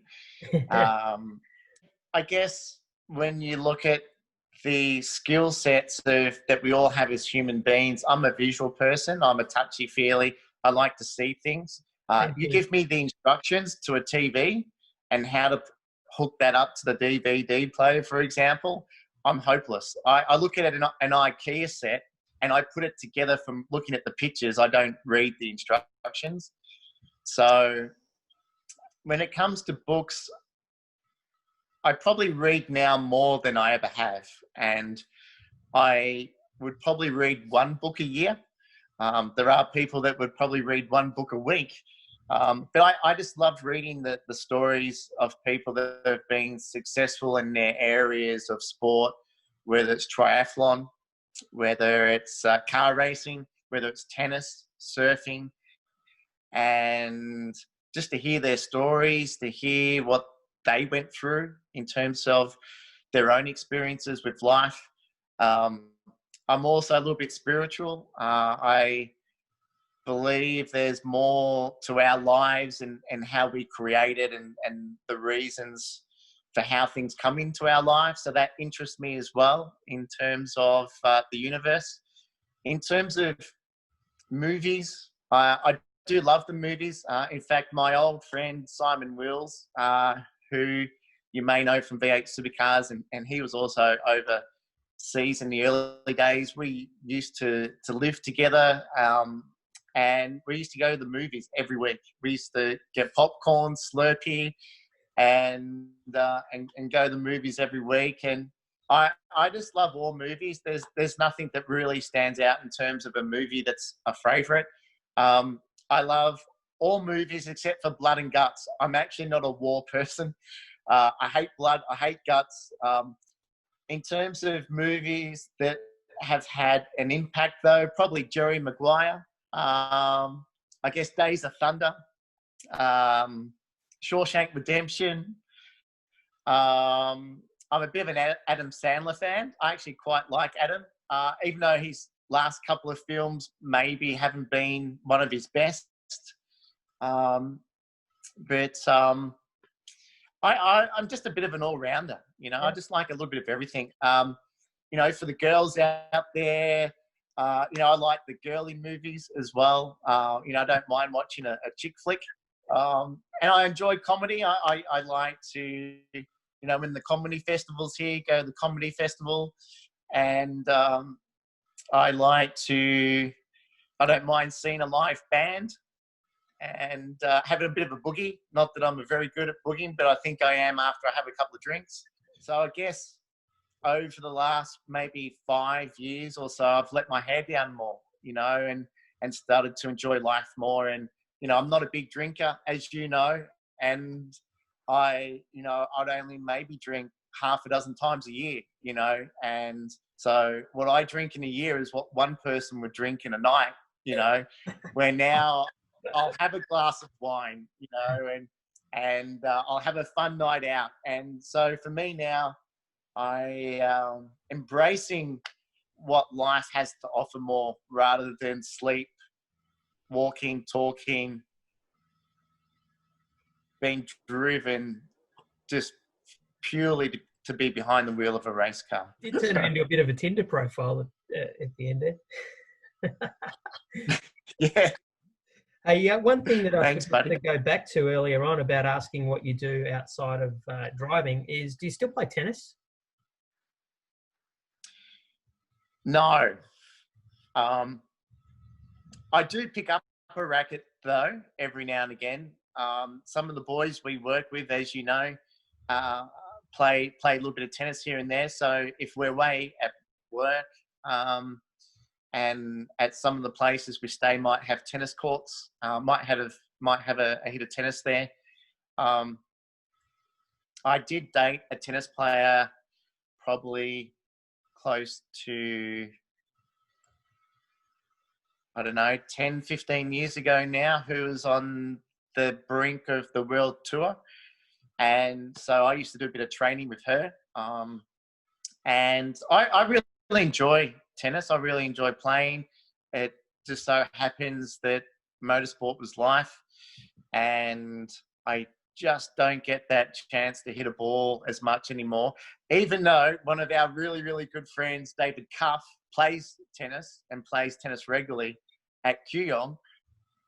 He's offered a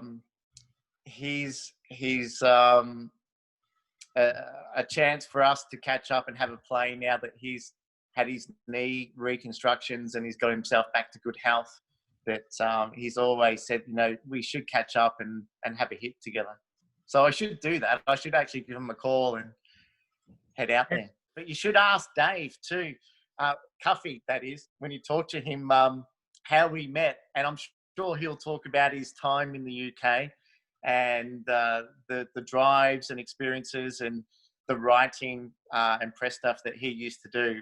But Cuffy's another guy who came into my life back in the early days, and you never thought that 10, 15 years down the road that you'd reconnect and actually work together in an industry that we now do more of. It's a pretty cool industry, isn't it, in that regard, in that it is quite a big family, essentially. So. It is. And that's, as you know, with the amount of time we spend on the road and at events, and I guess that's where it's been frustrating, through these current times that we're having to live. I'm away for at least 50% of the year, and it really has been a challenge to be home for as long as we have now and not be allowed to go out. And, I always say to people, our customers at different times, that of people, cars and travel, it's a great place to be. Yeah. And, we get to travel to Australia. We get to meet lots of interesting people we wouldn't normally get to meet.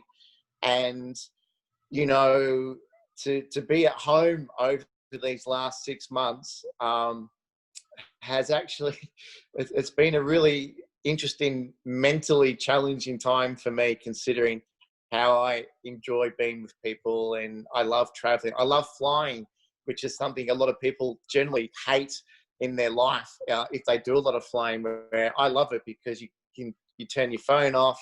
It's your time for that 1 hour or that 2 hours, 3 hours, 4 hours, or whatever it may be. and you can actually just chill, relax, and do what you want to do. Yeah, absolutely. So the final question I've got is basically for you to share a motivational statement if you have one.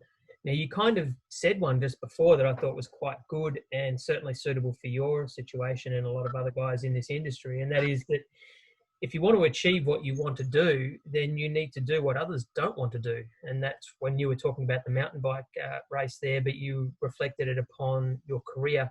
And I think that's quite a poignant sort of motivational statement. Would you like to stick with that as your statement, or do you have some other motivational statement that you would like to share with the loving, adoring fans that are listening to this? Yeah. I've got lots of little one-liners and little statements, and I don't really have one of my own in terms of that I use on a regular basis, for example. But yeah, I mean, that's one of them. And another one, you know, our greatest weakness lies in giving up and always just try one more time. And I have some quotes from Thomas Edison and other people as well. But I think as long as you're giving it your best and you've got no regrets, and if it's something that you really believe in and that you dream of, that you'd like to achieve, that you give it 100%. And, you know, if you wake up in the morning knowing that you didn't give it 100%, well, then there's no excuses, you know.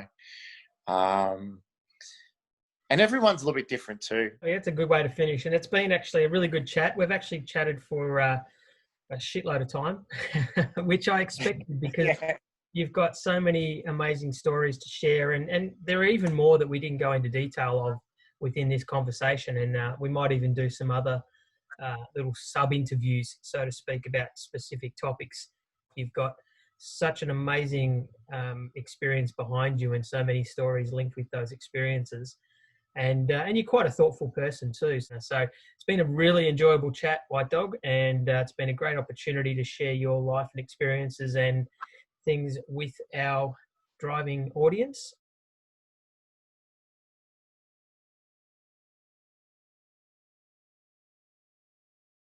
You know, I went overseas when I was 19 years old by myself. And, you know, and then in 1995, I lived in Germany in a country where I couldn't speak their language. And then I got hit by a car on my mountain bike. I was in hospital for a month, and I was in there for 2 days, and no one knew who or where I was because it happened on a Saturday, and the doctors and nurses that were in there in the hospital couldn't speak English. And so I just remember being on drips and having tests done, and I was out of it for that weekend. And then I had the doctors and nurses that came in on Monday that could speak English and that called my race team, for example, and called my parents to let them know what had happened.